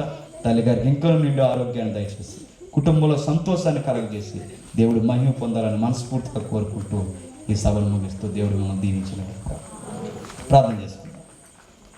ప్రేమగల తండ్రి, కృపగల దేవ, విలువైన ఘనమైన సంగతులు తండ్రి మాకు నిర్మించినందుకు మేము స్తుతులు స్తోత్రములు తండ్రి. చెప్పగలిగే జ్ఞానమును ఓపికను మాకు దయచేసినందుకు తండ్రి మీకు స్తుతులు స్తోత్రం. గతించిన సంవత్సరం తండ్రి ఎంతో భయంకరమైన మాట మేము నమ్ముతాం తండ్రి. బతకలేరని చేతులెత్తేసిన వేళ తండ్రి, బ్రతుకు మీద ఆశనిచ్చి తండ్రి, వైద్యులకు అందని తండ్రి గొప్ప కార్యం మీరు జరిగించినందుకు మీకు స్తుతులు స్తోత్రం. నిజమే తండ్రి, ఈ లోకము తండ్రి అన్ని దారులు మూసుకుపోయాయి తండ్రి. మూయబడిన తలుపులను తెరుచువాడు మీరే తండ్రి. తల్లిగారిని మరింత బలపరచండి, మరింత ధైర్యాన్ని ఇవ్వండి, ఇవ్వబడిన ఆరోగ్యాన్ని తండ్రి, మిగిలిన జీవితాన్ని నా దేవుని వల్లనే ఇలా ఉన్నానని అనేకులకు చెప్పుకునే ధన్యత దయచేయాలి తండ్రి. ఎవరైతే తండ్రి ఈ మాటలు విన్నారో కేవలం ఈ కుటుంబానికి కాకుండా మా కుటుంబాలకు కూడా దేవుడు మేలును జరిగించాలని ఎవరైతే గ్రహిస్తారో తండ్రి, వారందరికీ కూడా తండ్రి ఈ యొక్క జీవితంలో తండ్రి ఏ విధముగా కృతజ్ఞత కలిగి జీవించాము ఈ మాటలు వారి గుండెల్లో స్థిరపరచాలి. మా పిల్లలు, మా కుటుంబ సభ్యులు మా కళ్ళ ముందు ఉన్నారంటే అది మా గొప్పతనం, మా తండ్రి మా ఆలోచన విధానం అని మేము అనుకుంటే మా పొరపాటు. కేవలం మీరు మమ్మల్ని కాస్తున్నారు, మీరు ఎక్కల చాటును మమ్మల్ని భద్రపరుస్తున్నారు తండ్రి. తండ్రి పైన ఉన్న నక్షత్రాలు, కనబడుతున్న మేఘాలు, తండ్రి కురుస్తున్న వానలు, ప్రతిదీ ఒకటేటి తండ్రి, పీలుస్తున్న గాలి వరకు మీరే మాకు ప్రతి కార్యము జరిగిస్తున్నారు. సృష్టిని కాపాడని మీరే మనుషులైన మమ్మల్ని కూడా కాపాడుతున్నారు తండ్రి. మా బాధల నుంచి మమ్మల్ని కాపాడుతున్నారు. చెదిరిపోయిన మా గుండెలను తండ్రి మీరు కడుతున్నారు. ఒకటేటి రెండేంటి తండ్రి, మా జీవితాంతం చెప్పుకున్న అడుగడుగునా మీరున్నారు తండ్రి. ఈ కృతజ్ఞత కూడికలో తండ్రి ప్రతి ఒక్కరూ కృతజ్ఞత భావం కలిగి వారి బ్రతుకంతా మనం స్థితించుకునే ధన్యత వారికి దయచేయాలి. ఇన్ని మాకు చేస్తున్నారంటే దాని వెనకాల మీరు కోరుతున్న బలమైన కార్యము తండ్రి. నీ వాక్యాన్ని మేము చదువుకోవాలి, ఆ నీతిగల కట్టడాలు తండ్రి మేము తెలుసుకోవాలి, ఆ కట్టడాలను తండ్రి మేము అనుసరించి నడుచుకోవాలి. నశించిపోతున్న జనాంగానికి ఈ మనుషులను కాపాడుతున్న దేవుడు మమ్మల్ని కూడా కాపాడుతాడని ఒక సాక్ష్యాన్ని ఇవ్వడానికి తండ్రి మా అడుగు జాడల వారి ఎదుటి తండ్రి మెరుగుపరచాలి. అంటే ఈ మాటలు ఎవరైనా తండ్రి వారు అశ్రద్ధగా తీసుకున్నా ఏలాకూలంగా ఈ మాటలు వదిలేస్తున్నారు తండ్రి. వీళ్ళు ఎలాగే చెబుతారని తండ్రి ఎవరైనా నిర్లక్ష్య వైఖరి తండ్రి వ్యవహరించిన వారిని క్షమించాలి తండ్రి. దేవుడు నీ వెనకెన్ని కష్టమైన కార్యాలు ప్రత్యక్షంగా పరోక్షంగా కష్టపడ్డాడన్న ఈ సారం వారికి కనబడుతున్న తండ్రి గ్రహించలేని తండ్రి అజ్ఞానులుగా ఉంటే వారిని క్షమించండి. మరొక సేవకుడి ద్వారా అయినా మాట్లాడండి, మరొక వాక్యం ద్వారా అయినా మీరు మాట్లాడండి, వారిని బలపరచండి తండ్రి. ఎవరైతే తండ్రి స్థానిక దైవజనులు ఉన్నారో వారి సంఘాన్ని మరింత ఆదరించండి. వారు చేస్తున్న పరిచర్యలో తండ్రి మీ తోడు నేను అనుగ్రహించండి. వచ్చిన వారందరినీ మీ చేతులుగా అప్పగిస్తున్నాను. వారి సమస్యలను, వారి ఇబ్బందులను ప్రతి విషయంలో తండ్రి మీ మీద ఆనుకోండి. పరసంబంధమైన దీవులను ఇలలోనూ తండ్రి మీ యొక్క పౌరసత్వానికి హక్కుదారులుగా మీరు మలిచి మీరు ఎక్కడ చాటున కాపాడతారని కోరుతున్నాం దేవ. అలాగే తండ్రి మమ్మల్ని శత్రులుగా భావించి మమ్మల్ని హేళన చేసి మా మీద చెడ్డ మాటలల్లా పలుకుతూ తండ్రి ఈ రోజుకి జీవితం లేకుండా చేయాలని తండ్రి మా కోసం ఆలోచిస్తున్నాం. ప్రతి ఒక్కరిని మీరు క్షమించండి. వారిని ఓర్చుకునే శక్తిని మాకు దయచేయండి. మీ చిత్తమైతే వారికి మాకు తండ్రి ప్రేమానురాగాలతో క్రైస్తవ విలువలతో తండ్రి మమ్మల్ని కట్టండి. దాన్ని మేము తిరిగిపోవచ్చుండగా తండ్రి మార్గ మధ్యలో మీ తోడు అనుగ్రహించి రేపు విధి నిర్వాహంలో మాకు తోడు అనుగ్రహించి మళ్ళీ రేపు సంధ్య వేళ మరొక సభలో మాతో ఉంటారని కోరుతూ సమస్త మహిమ ఘనత నీకు ఆరోపిస్తూ అన్ని విధాలుగా లోబడుతూ క్రీస్తు నామని ప్రార్థన సమర్పిస్తున్నాం తండ్రి. ఆమేన్. సరే.